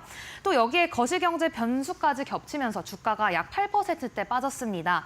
일부 증권사는 투자 의견을 중립으로 하향 조정하기까지도 했는데요.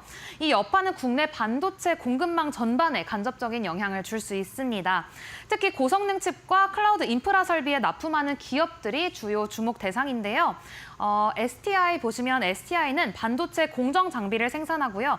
글로벌 팹리스 기업들의 파운드리 생산 수요 변화에 따라서 실적 민감도에 가장 예민합니다. 그리고 또 알파녹스 보시면요. 알파녹스는 고성능 패키징 소재를 개발 중이며 AI 반도체의 전력 발열 제어를 위한 핵심 소재 공급처로 꼽힙니다. 오늘 두 기업 집중해서 보시면 좋을 것 같습니다. 네, 이제 마지막으로 클라우드 스트라이크 보실 텐데요. 사이버 보안 플랫폼을 제공하는 기업입니다.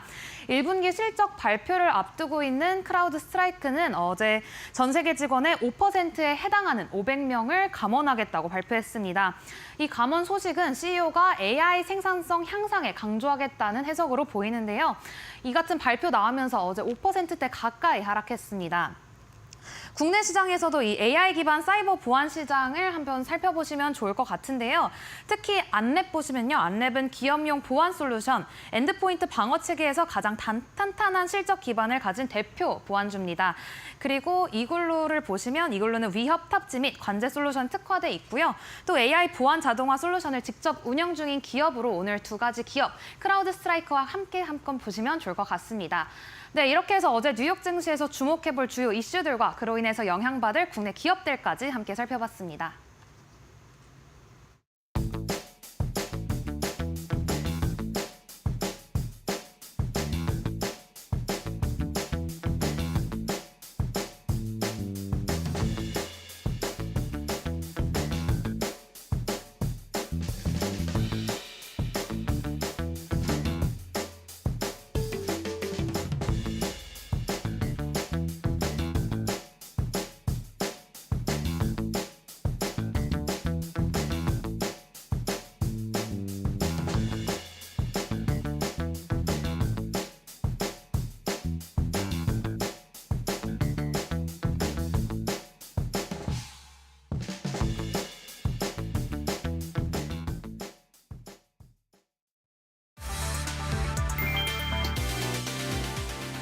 AP, 로이터 통신 등이 인도가 7일 새벽 파키스탄과 파키스탄 점령지 잠무 카슈미르 9곳에 미사일 공격을 감행했다고 보도했다. 인도 정부는 신두르 작전을 통해 파키스탄 군 시설이 아닌 특정 지역을 타격했다고 전했다.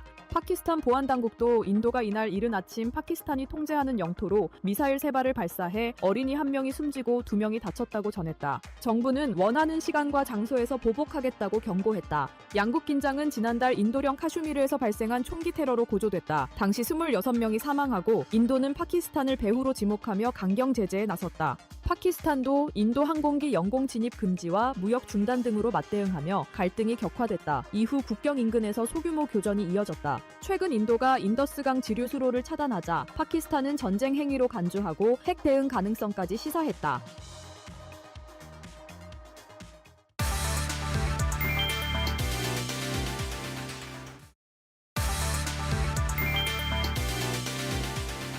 미국과 중국이 이번 주 스위스에서 만나 양자 무역 경제 현안을 논의한다. 트럼프 행정부 이후 사실상 단절된 교역 관계가 일부 복원될지 주목된다. 미 재무부는 스콧 베선트 재무장관이 8일 스위스를 방문해 중국 측 경제 수석 대표와 회동한다고 밝혔다. 베선트 장관은 경제 안보는 국가 안보이며 생산적인 대화를 기대한다고 말했다. 미 무역대표부도 제이미슨 그리어 대표가 중국 측 카운터파트와 무역 현안을 논의할 계획이라고 전했다.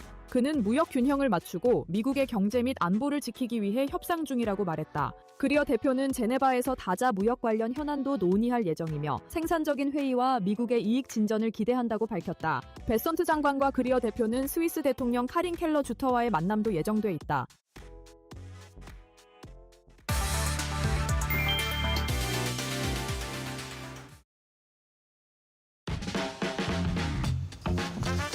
네, 여러분 편안하게 잘 쉬셨습니까? 5월 8일입니다. 오늘은 타이틀이 붙는 날이죠.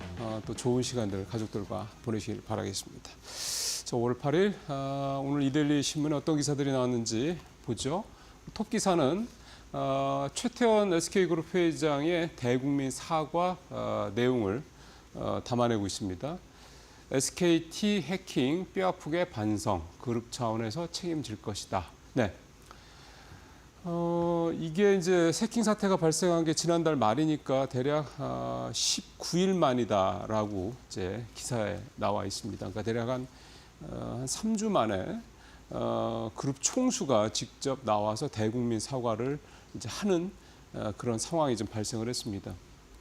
특히 이렇게 오너가 회장으로 있는 회사에서 오너가 직접 이렇게 대국민 사과를 하는 거는 그 그룹 입장에서 봤을 때는 엄청난 큰 사태입니다. 뭐 홍보 쪽에 있는 뭐 대들은 뭐 말할 것도 없고요. 뭐 전 계열사 임직원들 다 바짝 긴장을 할 수밖에 없는 그런 사태죠. 과거에 이제 우리나라 주요 그룹들 오너들이 뭐 대국민 사과 또는 심지어 이제 어떤 법정의 출두, 심지어는 뭐 구치소 들어 등등등 뭐 이런 일들 참 많았지 않습니까? 이 상당히 이런 일도 뭐 심지어는 이제 국회 뭐 어떤 특정 뭐 국정감사 이런데 이제 불려 나가는 거 등등등. 사실 오너들 입장에서 봤을 때 굉장히 싫고 불쾌하고 짜증 나겠죠. 그런데 이번 같은 경우도 역시 최태원 입장에서 봤을 때는 좀 밑에 이제 계열사인 뭐 특히 이제 SKT 쪽 경영진들한테 굉장히 좀 불쾌한 마음이 들지 않았을까 이런 생각만 듭니다. 어떻게 처리를 했길래 내가 결국 나서야 되느냐. 만약에 아예 이렇게 대국민 사과를 할 거였으면 사고 발생하고 며칠 안에 이렇게 좀 즉각적으로 했다 그러면 이 대국민 사과의 효과가 좀 있었지 않을까 싶은데 19일이면 사실은 좀 많이 늦은 거죠. 악화될 대로 악화된, 골물 대로 골맞은 이번 사태가 상황에서 이제 나오다 보니까 사실 별로 좋은 소리 못 듣기가 쉽습니다. 어제도 대국민 사과를 했는데 뭐 내용도 내용입니다만 결국 이제 사람들이 좀 관심 있어 하는 거는 그래서 위약금 면제 어떻게 할 거야 이거 아니겠습니까? 지금 국회에서도 이 문제를 가지고 계속해서 SKT 관계자들을 다그쳤는데 SKT 관계자들 뭐 유영상 대표를 비롯해서 관계자들 입에서 나온 얘기는 검토 중이다 이 얘기밖에 없죠. 뭐 늘 그렇습니다. 2023년 LG U+ 30만 명 고객적 노출 사태 때도 뭐 똑같았어요. 사실은 별 거 없어요. 그때는 이제 오너가 직접 뭐 대국민 사과까지 하지는 않았습니다. 이번에는 사안이 원체 크죠. 그러니까 결국 제가 지적하고 싶은 부분은 19일이나 걸렸으면 굳이 안 나왔어야 되는 거 아니냐. 나올 거였으면은 며칠 내로 나왔어야지 효과가 있었을 것이다라는 얘기를 좀 하고 싶은 부분이고요. 이제 구체적으로 이제 위약금 문제. 어제 이제 대국민 사과 내용을 이제 여기 부제 아주 깔끔하게 잘 다뤄놨습니다. 고객 신뢰가 기업이 존재하는 이유다. 정보보호혁신위원회를 신설해서 보완을 재점검하겠다. 위약금 면제는 이사회에서 법적으로 검토하고 있다. 근데 지금 위약금 문제 이사회에서 법적 검토한다고 있는데요. 일단 최 회장이 이 이사회에 뭐 들어가 있지는 않으니까 뭐 이 문제에 대해서는 뭐 사실은 이제 너네들이 어떻게 하는지 보겠다 뭐 이런 정도로도 보이고 본인은 이제 위약금 문제에 대해서 한 걸음 떼는 그러니까 적극적이지 않을 수밖에 없다라는 거죠. 근데 이 위약금 문제가 저도 좀 어제 이 기사를 준비를 하면서 좀 다른 데에서 나온 내용들을 쭉 좀 더 살펴봤는데요. 대략 한 1인당 한 100만 원 정도가 포함이 될 거랍니다. 이것저것 다 하면 그 일테면 기기 이렇게 보상해주고 뭐 그다음에 요금 이렇게 지금 할인 이런 거 다 하면은 한 1인당 한 100만 원 정도 될 거라고 추정을 하더라고요. 이게 이제 국민의힘 쪽 의원이 이제 SK텔레콤 쪽에 파악을 한 거니까 뭐 아주 틀린 건 아닐 겁니다. 그러면 100만 명 정도가 만약에 고객이 이탈한다 그러면 그 100만 명 이탈하는 부분에서 나오는 그 SK텔레콤의 추정 손실이 적게는 1조 3천억에서 많게는 한 3조 원까지 SK텔레콤 측에서는 추정을 하고 있다고 합니다. 지금 알뜰폰까지 해서 SK텔레콤 가입자가 2,500만 명 얘기하지 않습니까? 예를 들어서 2,500만 명이 뭐 다 그러진 않겠죠. 근데 100만 명만 이탈을 해도 대략 2조 전후에 손실이 발생한다는 얘기인데 만약에 500만 명 한다고 그러면 10조가 되는 거죠. 1,000만 명이 된다고 그러면 적게는 10조에서 많게는 30조까지 될 수 있다 이런 얘기가 되는 겁니다. 이렇게 되면은 작년 SK텔레콤 연결 기준 영업이익이 1조 8천억 정도 됐거든요. 그러면은 작년 1년 동안 열심히 일해서 번 수익이 1조 8천억인데 영업이익이 그거 100만 명만 나가도 사실은 홀라당 다 날아갈 수 있다는 얘기가 되는 거죠. 그러니까 이 위약금 문제를 SK텔레콤 측이 계속해서 이렇게 발을 빼고 미온적으로 대응하는 이유가 사실 그런 겁니다. 돈 문제라는 거죠. 또 하나.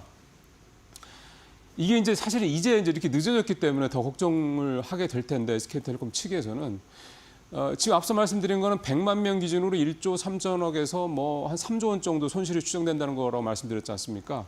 근데 지금 이렇게까지 하다 보니까 SK텔레콤에 대한 고객의 신뢰도가 굉장히 좀 떨어졌죠. 그럼 100만 명이 아니라 500만 명 정말 뭐 이렇게 될 수도 있다는 얘기입니다. 그렇게 되면은 이제 조 단위가 한 자릿수가 아니라 두 자릿수가 될 수 있다는 얘기죠.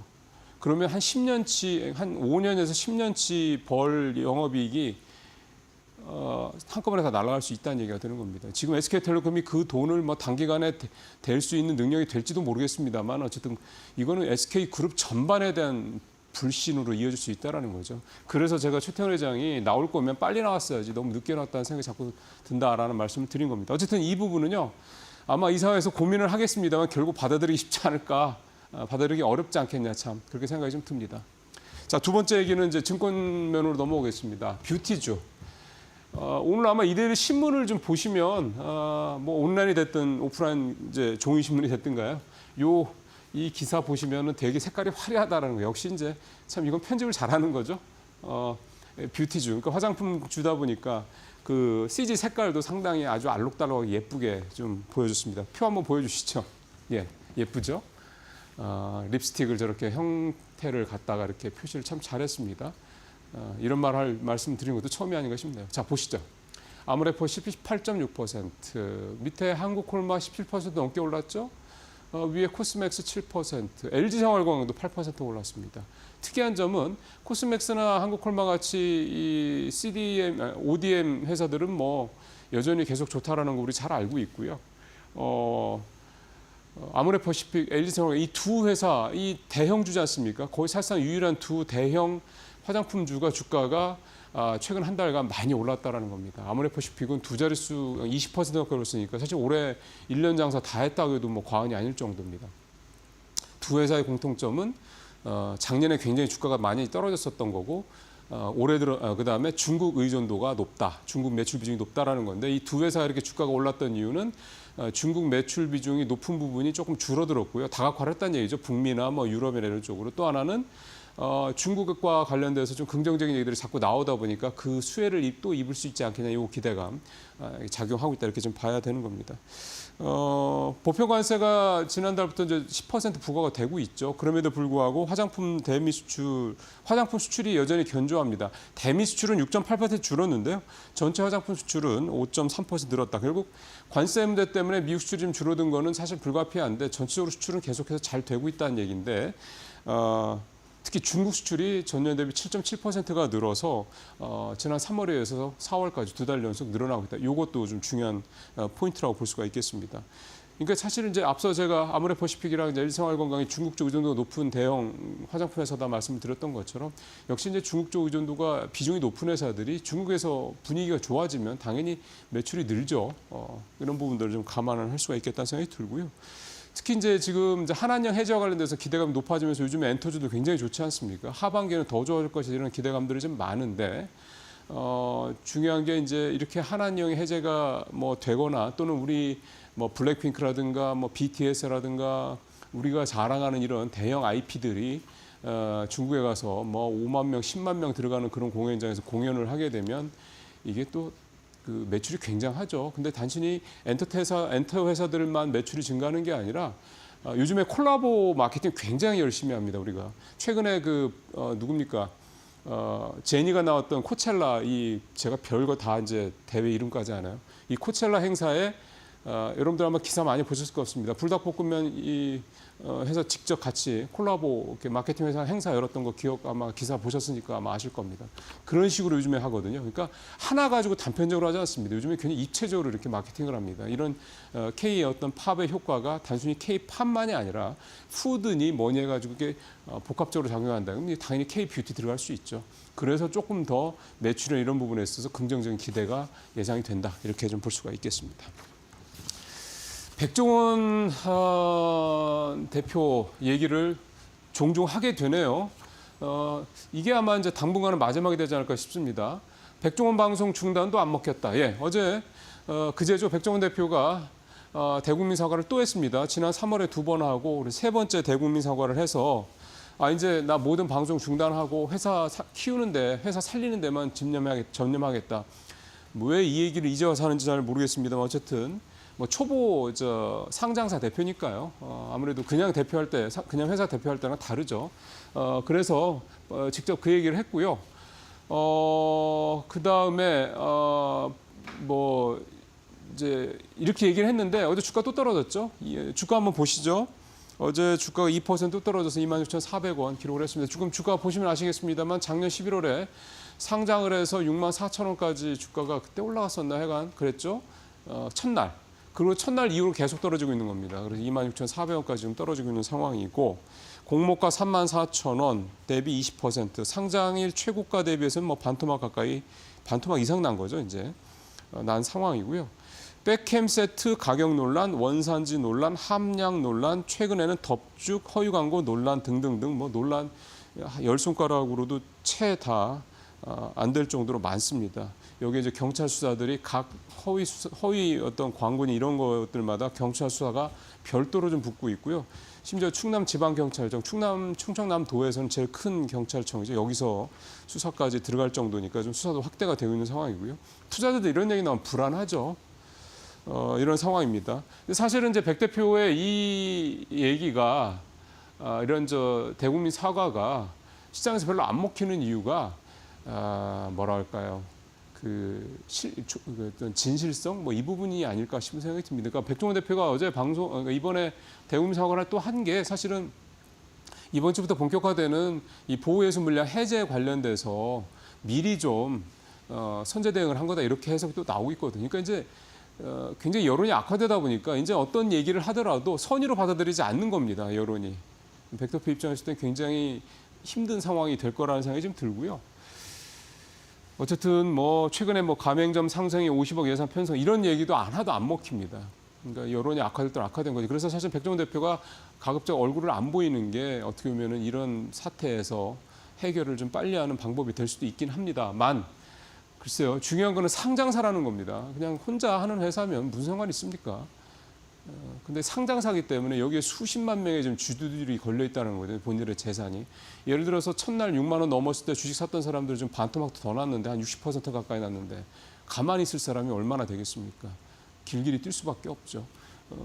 결국은 백동원 대표가 뭐 나중에 뭐 주가가 오르면 방송에 다시 나오네 이런 소리 하지 마시고 회사 성장시키고 성장 모멘텀 찾고 원래 상장할 때 약속했던 것처럼 M&A 해서 해외 쪽 진출 그것 때문에 상장이 사실상 된 거나 마찬가지인데 그걸 그래서 가시적으로 보여주는 것밖에는 없다라는 생각이 좀 듭니다.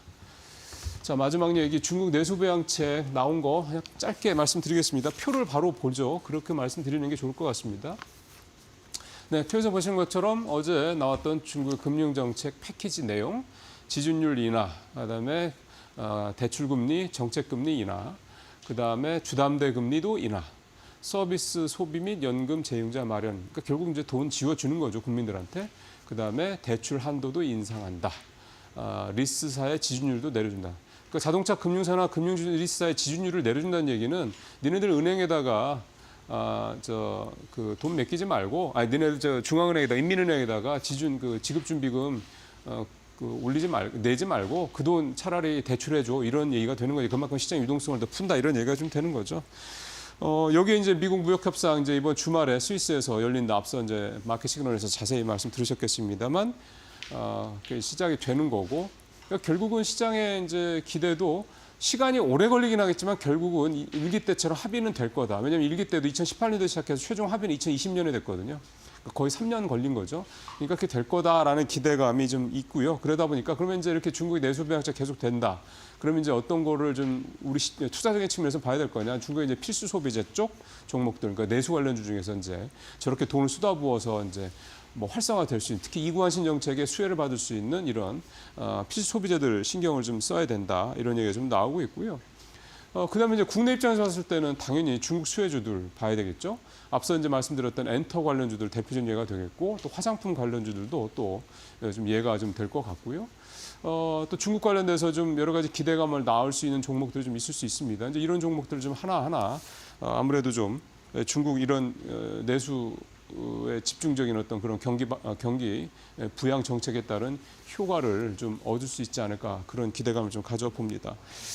2005년도와 2015년도 두 번에 거쳐서 사실 우리나라 투자자분들이 이 중국 주식 투자했다가 큰 손해 보셨죠. 그때 뭐 중국 주식시장이 적게는 두세 배, 많게는 너댓 배 이렇게 주가가 올랐습니다. 그때 이제 투자하셨던 분들이 사실 대부분 초반보다는 중후반부에 들어간 분들, 그렇다면 주가가 이미 80-90% 이상 올랐을 때 들어간 분들이 많았기 때문에 더 손실이 컸었죠. 그러다 보니까 이번에 이제 중국이 이렇게 경기부양 제대로 내놓는 것 관련해서 자꾸 이제 약간 색안경 끼고 볼 수밖에 없습니다. 두 번이나 당했으니 내가 세 번 당할 수 없는 거 아니냐. 뭐 당연한 투자자들의 이 손실 회피 심리가 되는 거니까요. 이제 그런 차원에서 어쨌든 지금 이 중국 이런 전반적인 내수부양책 이게 이제 사실은 참 쉽게 이렇게 중국 이렇게 내수부양책에 그럼 중국 주식 사야 되겠네 이런 마음이 참 들기가 쉽지 않은 게 또 현실이기도 합니다. 어쨌든 뭐 저도 이 부분에 대해서는 뭐 과거에 이런 부분들이 있기 때문에 섣불리 말씀드릴 수 있는 부분은 분명히 아니고, 다만 이제 중국의 어떤 이런 경기부양책 이런 부분들이 지금에 따른 그러니까 2005년도, 2015년도 상황과 지금 상황이 어떤 차이가 있는지 같은 것들 좀 비교해 보신다고 그러면 조금 더 중국에 대한 투자 부분을 고민하시는 데 좋은 도움이 되지 않겠나 생각이 듭니다. 뉴스브리핑 마치겠습니다.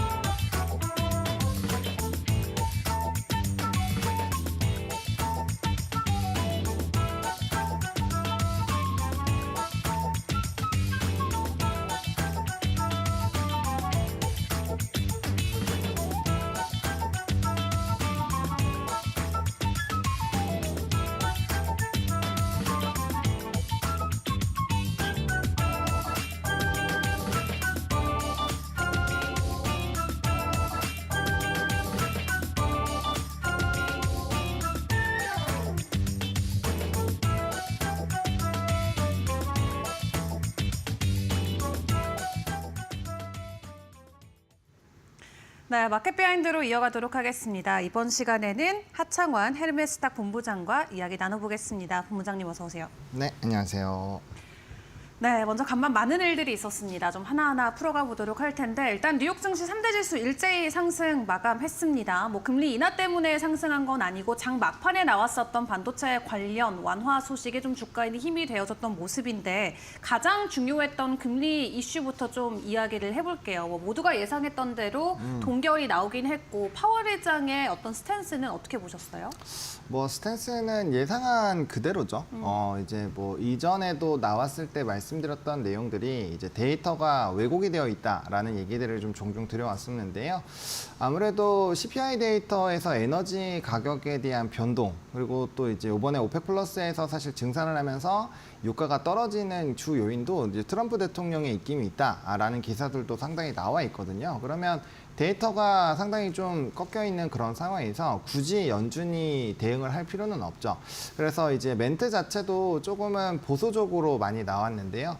일단은 뭐 적어도 하반기가 되거나 아니면 고용 자체가 확실히 무너지는 상황이 되지 않는다면은 변동 요인이 나오지 않을 확률이 높다라고 보시면 됩니다. 근데 고용도 사실은 재밌는 게 지난주 금요일에 나왔었던 고용 데이터 있잖아요. 거기서 또 운송 부분에서의 약 한 2만 건 정도가 네.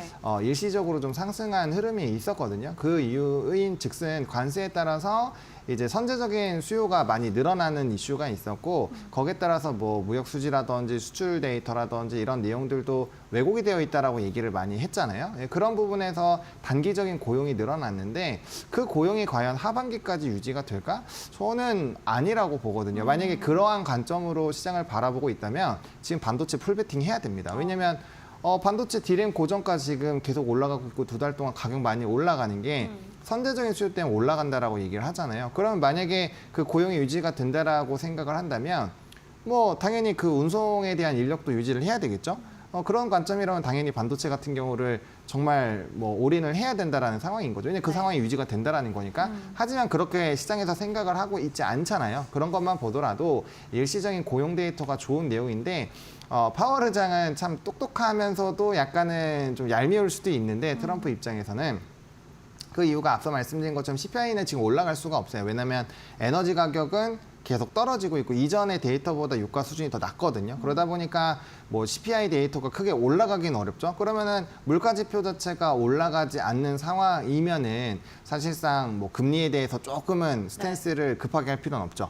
그런 상황에다가 고용도 일단은 뭐 졸트라든지 ADP 민간 고용이라든지 뭐 주간 실업 청구 건수는 안 나왔지만 비농업 고용이 어쨌든 예상치보다는 되게 좋았거든요. 이전 수치보다는 많이 떨어졌지만 그래서 그런 내용들로 보더라도 고용 때문에 약간 좀 우리가 고민을 해봐야 될 것 같아요. 이런 얘기를 해버리면은 사실상 조금은 동결을 해도 상관이 없다라는 거죠. 거기다 GDP가 또 요번에 한번 역성장을 했기 때문에 그것도 이제 임포트 관련된 부분에서의 문제가 발생을 했고 뭐 그거는 이미 GDP 그 보고서에 다 나와 있는 내용입니다. 그러다 보니까 그런 내용들을 다 복합적으로 봤을 때 지금 시점에서 무리하게 금리 인하를 결정할 이유가 파월 입장에서는 전혀 없다. 왜냐하면 만약에 경기 침체의 국면에 들어갔을 때 금리 인하를 하면 시장은 패닉으로 엄청나게 빠져야 돼요.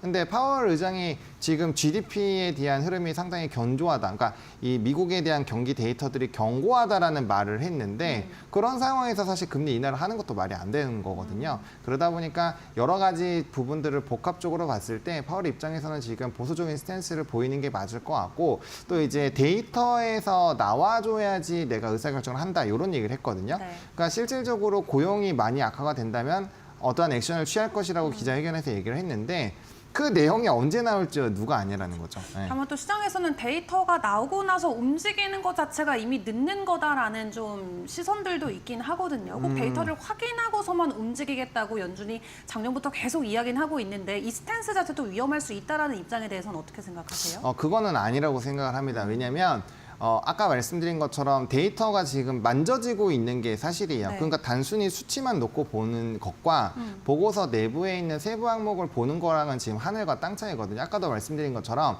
그냥 단순히 고용 데이터 숫자만 보면은 와 되게 고용 좋았다. 예상치보다 엄청 높아졌네. 한 5만 건 정도 높았네 해서 좋아하면 그뿐인데 그러지 않는다라는 거예요. 왜냐하면 그 늘어난 고용에 대한 데이터가 과연 일시적인지 아닌지도 체크를 해봐야 되는데 완벽하게 일시적일 확률이 높다라는 거죠. 그런 내용들을 다 뜯어본다라고 한다면 당연히 세부 내용에서의 변화가 나와야 되는 거고 그거에 대해서 확인을 하고 대응을 하는 게 맞아요. 만약에 지금 나와 있는 수치대로만 한다면 사실 요번에 금리 인하를 했어야 됩니다. 그러면 그거는 단기적으로 시장에서의 랠리는 만들어질 수 있지만 네. 정작 만약에 진짜 데이터가 그런 조작된 것들이 다시 회귀가 되고 실질적으로 정말 관세에 대한 스탠스가 길어지면서 이게 이제 여러 나라들의 데이터가 무너지고 거기에 따라서 데이터가 진짜 안 좋아졌을 때는 그 효과가 미비할 확률이 높다라는 거죠. 그렇기 때문에 저는 지금 시점에서는 확실하게 데이터가 변동이 되는 걸 확인을 하고 네. 하는 게 오히려 더 효과가 클 확률이 높기 때문에 뭐 상황이 안 좋아진 거를 금리 인하로 다 막을 수 있는 건 아니에요. 그런 상황이면은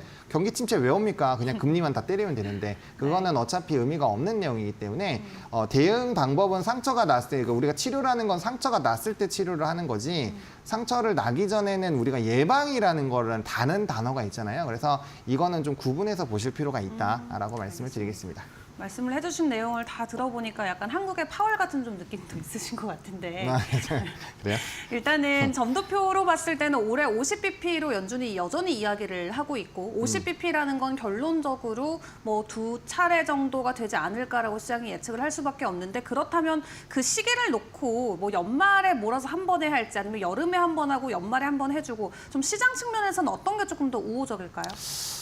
저는 연말로 가는 게 더 맞지 않을까라는 생각이 듭니다. 왜냐하면 이제 만약에 네. 그 관세에 따라서 GDP에 대한 데이터, 이거는 뭐 애틀랜타 GDP 나우라는 데이터를 좀 꾸준히 보신 분들이라면 좀 이해를 하기 쉬우실 텐데 어쨌든 간에 그 이제 임포트 부분이 단기적으로 일시적인 영향을 줬고요. 그다음에 GDP 데이터가 거의 한 달 만에 2점대 플러스 2%대에서 마이너스 2%대까지 거의 4%가 떨어졌어요.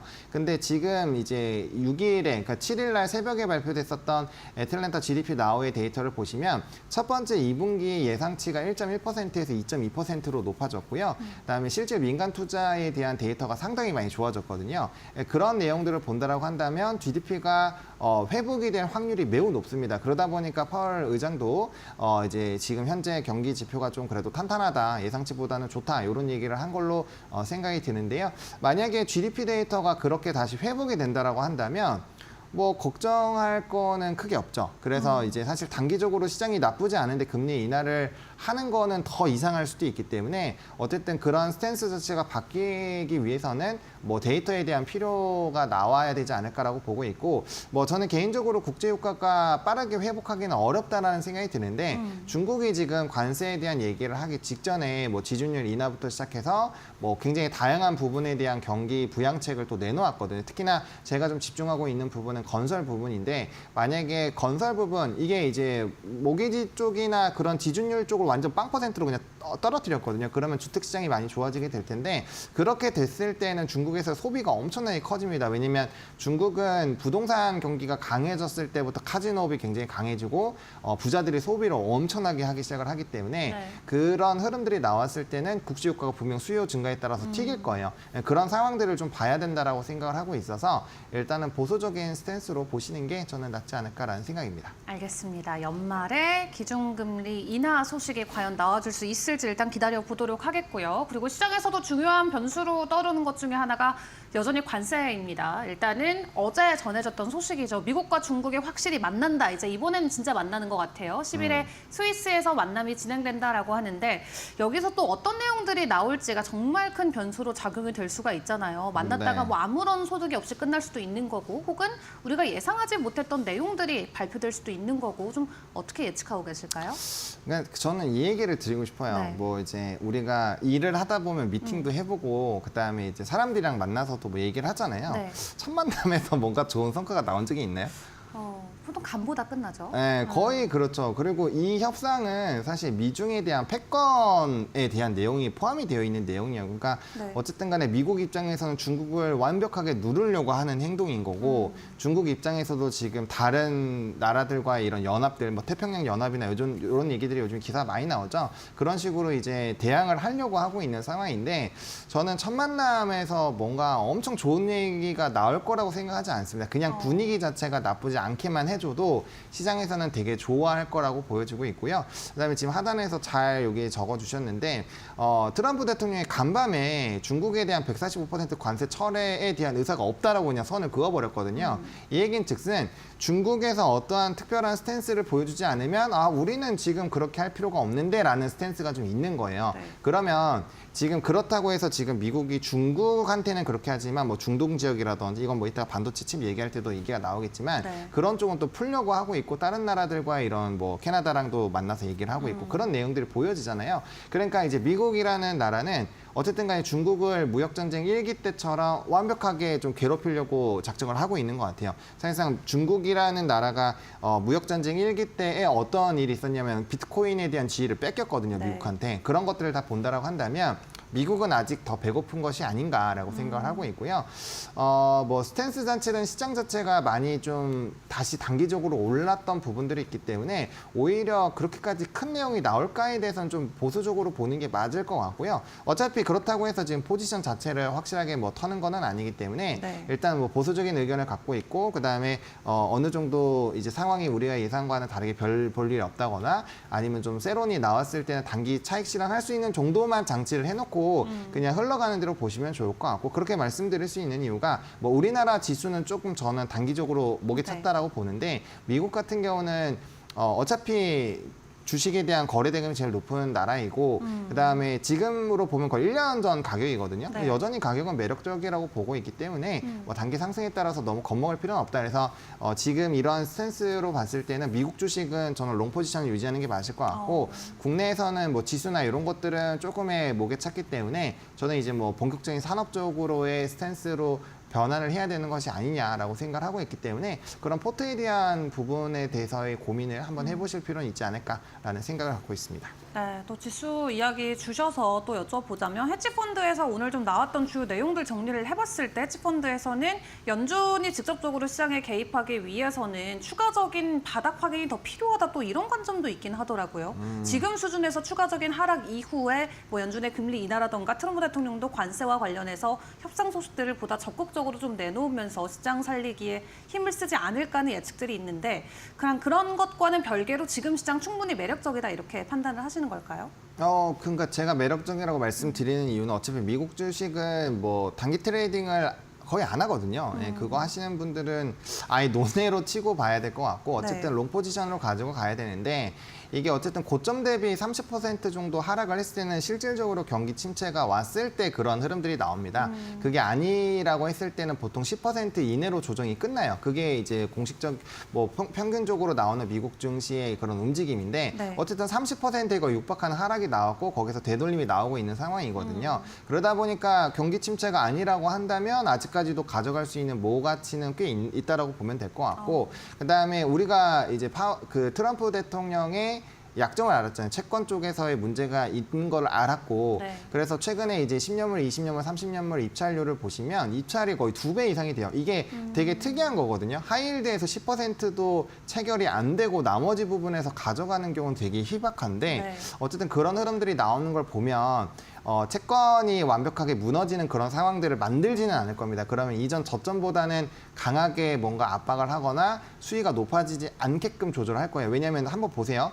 영화에 대한 관세 얘기 나왔는데 영화에 대한 관세 얘기 나오자마자 분위기 되게 안 좋아지니까 바로 꼬랑지 말았잖아요. 그러니까 그런 걸 보면은 이전보다 굉장히 강하게 하기엔 어려운 상황이고요. 네. 그다음 대부분의 지수, 뭐 산업적인 지수 ETF나 이런 것들을 보시면 대부분 변곡점이 이미 만들어져서 우상향을 하고 있는 상황이에요. 그러다 보니까 뭐 제 개인적인 생각으로는 미국 쪽은 뭐 가격이 지금 단기적으로 반등한 수준이 높지 않다라고 말하기는 어렵지만 그렇다고 해서 엄청 겁을 먹고 다 정리해야 되는 수준은 아니다라는 거죠. 그래서 그건 사람의 생각에 따라 좀 다를 수 있지만 네. 일단 어쨌든 저는 롱 포지션을 잡고 가는 게 맞지 않을까 생각하고 있습니다. 알겠습니다. 미국 주식 여전히 긍정적인 시각 유효하다 말씀 주셨고요. 오늘 시장 안에서 좀 업황별로 접근을 해보자면 가장 중요했던 게 AI 쪽이 또 아닐까 싶습니다. AMD나 뭐 슈마컴, 마벨 다 가이던스가 좀 부진하고 중국 쪽에 대한 매출 우려감으로 주가 뭐 변동성이 나오긴 했습니다만 일단 관세와 관련해서 그리고 추가적으로 정책과 관련돼서 지금 AI 반도체 쪽에 대한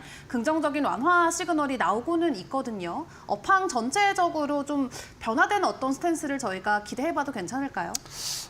요것도 조금 구분해서 봐야 될 것 같은데 네. 이게 트럼프 대통령이 바이든 대통령이 만들어 놨었던 그 흐름을 바꾸는 걸로 네. 지금 우리가 희망 회로를 돌리는 건지 아니면 진짜로 좀 턴을 하는 건지 요건 좀 구분을 해봐야 될 것 같아요. 이게 직후가 엔비디아의 젠슨왕 CEO가 이렇게 되면은 이제 뭐 이 중국 업체가 다 네. 가져간다 그런 얘기들을 한 직후에 나와서 네. 이게 좀 통한 건가? 라는 생각도 들기는 하는데 일단은 트럼프 대통령은 바이든 정권에서 했었던 것들을 다 지우고 있는 상황이거든요. 네. 그러다 보니까 이 반도체 우회 수출에 대한 규제가 좀 바뀌는 거가 과연 트럼프 대통령이 이걸 확실하게 풀어주는 건지에 대해서는 잘 모르겠어요. 그럴까요? 일단은 뭐 막판에 나온 내용이고 네. 뭐 미국에서 엔비디아나 이런 종목군들 주가에 반응이 나오긴 했습니다만 반대로 치면 그런 거예요. 그런 얘기가 나왔음에도 불구하고 AMD 물론 뭐 그 전에 얘기를 한 거긴 하지만 네. 어쨌든 15억 달러에 대한 그 이제 중국에 대한 규제에 따른 네. 영향이 있다라는 얘기를 한 거고 그다음에 마벨 같은 경우는 뭐 아예 투자자의 날 자체를 6월 10일로 뒤로 늦추면서 뭐 8% 이상 주가가 빠지고 했잖아요. 네. 그런 것들을 봤을 때 만약에 그런 진짜 스탠스에 대한 얘기가 생각을 하고 있었다면은 이게 그렇게 좀 부정적인 얘기가 나올까? 왜냐면 AMD 같은 경우 과거보단 더 그 폭이 커졌거든요. 원래 8억 달러 수준이었는데 네. 이게 10억 달러로 커진 걸 보면 좀 더 보수적으로 얘기를 한다라고 볼 수가 있거든요.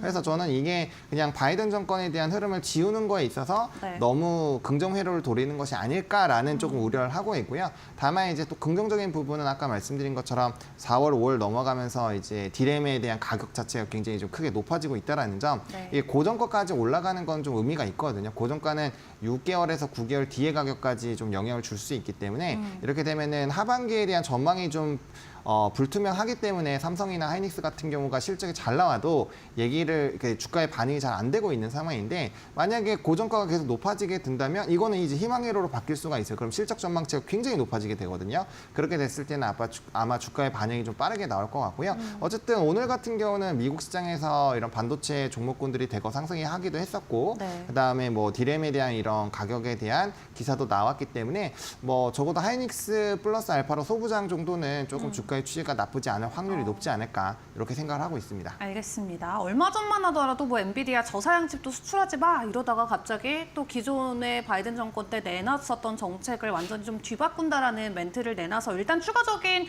구체적인 내용들을 조금 더 기다려 보는 게 지금은 맞을 것 같습니다. 그런 가운데 한국 업체들도 지금 반도체 관세와 관련해서 어느 정도 좀 특별하게 관세를 조율해 달라라는 또 의견서를 제출했다라고 하는데 이 부분이 어느 정도 시장에 영향을 줄지도 먹힐지도 궁금하기도 한데요. 저희만 뭐 특별 대우를 받아갈 수 있는 가능성도 있을까요? 그건 잘 모르겠어요.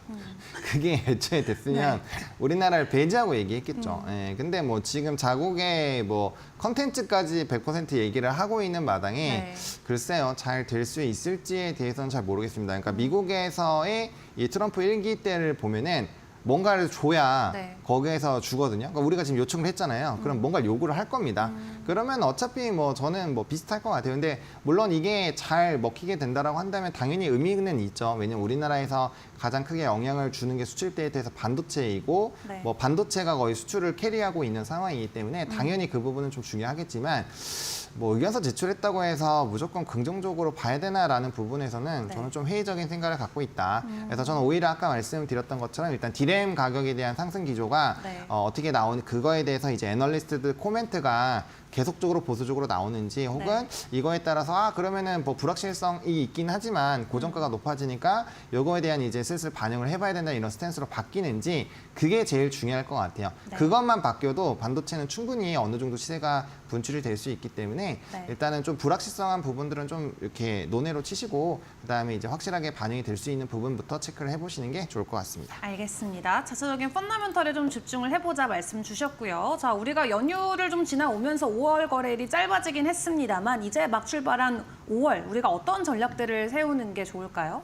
5월은 뭐 간단합니다. 9월 이제 이번 주 주말에 나오는 네. 그 스위스에서의 얘기가 협상. 잘 되면 웃는 거고 잘 안 되면 이제 그냥 산업별 대응을 하는 게 맞는 거죠. 그리고 이제 수출입 데이터도 굉장히 중요한데 4월에 나왔던 수출입 데이터는 제대로 반영이 안 됐습니다. 그래서 5월 달부터 수출입 데이터가 반영이 될 텐데 일단은 뭐 이제 1일부터 30일까지 수출입 데이터 보면은 약간 뭐 반도체나 일부 종목군들 빼곤 좀 타격이 있기는 했거든요. 그래서 그런 수출입 데이터가 관세에 따라서 이제 10%밖에 반영이 안 된 거잖아요. 근데도 이게 영향이 있고 거기서 추가로 플러스 알파로 붙는다라고 했을 때 산업의 밸류 포인트가 나올 거기 때문에 아마 5월의 데이터가 상당히 좀 중요할 것 같아서 결국엔 관세죠. 관세에 대한 이런 여러 가지 데이터들이 나오고 거기에 따른 변동이 어떻게 나오는지 따라서 시장이 웃을지 울지 결정이 나오지 않을까 생각을 하고 있습니다. 알겠습니다. 5월 가장 중요한 건 10일에 진행되는 미국과 중국 간의 협상이다 말씀 주셨습니다. 다음 주에 증시 분위기도 본부장님과 계속해서 점검을 해보도록 하겠고요. 오늘 도움 말씀을 여기까지 함께 보도록 하겠습니다. 수고하셨습니다. 감사합니다. 네, 저희 마켓 시그널이 준비한 소식은 여기까지입니다. 금리 동결부터 관세 이슈까지 오늘도 국내 증시에 영향을 줄 만한 소식들은 대거 준비가 돼 있는데요. 과연 오늘 국내 증시의 분위기 어떻게 흘러가게 될지 개장 분위기도 저희 이데일리 TV와 함께 점검해 보시길 바라겠습니다. 그럼 오늘 저희는 여기서 인사드리고요. 내일 아침에 다시 찾아뵙도록 하겠습니다. 함께해 주신 여러분 고맙습니다.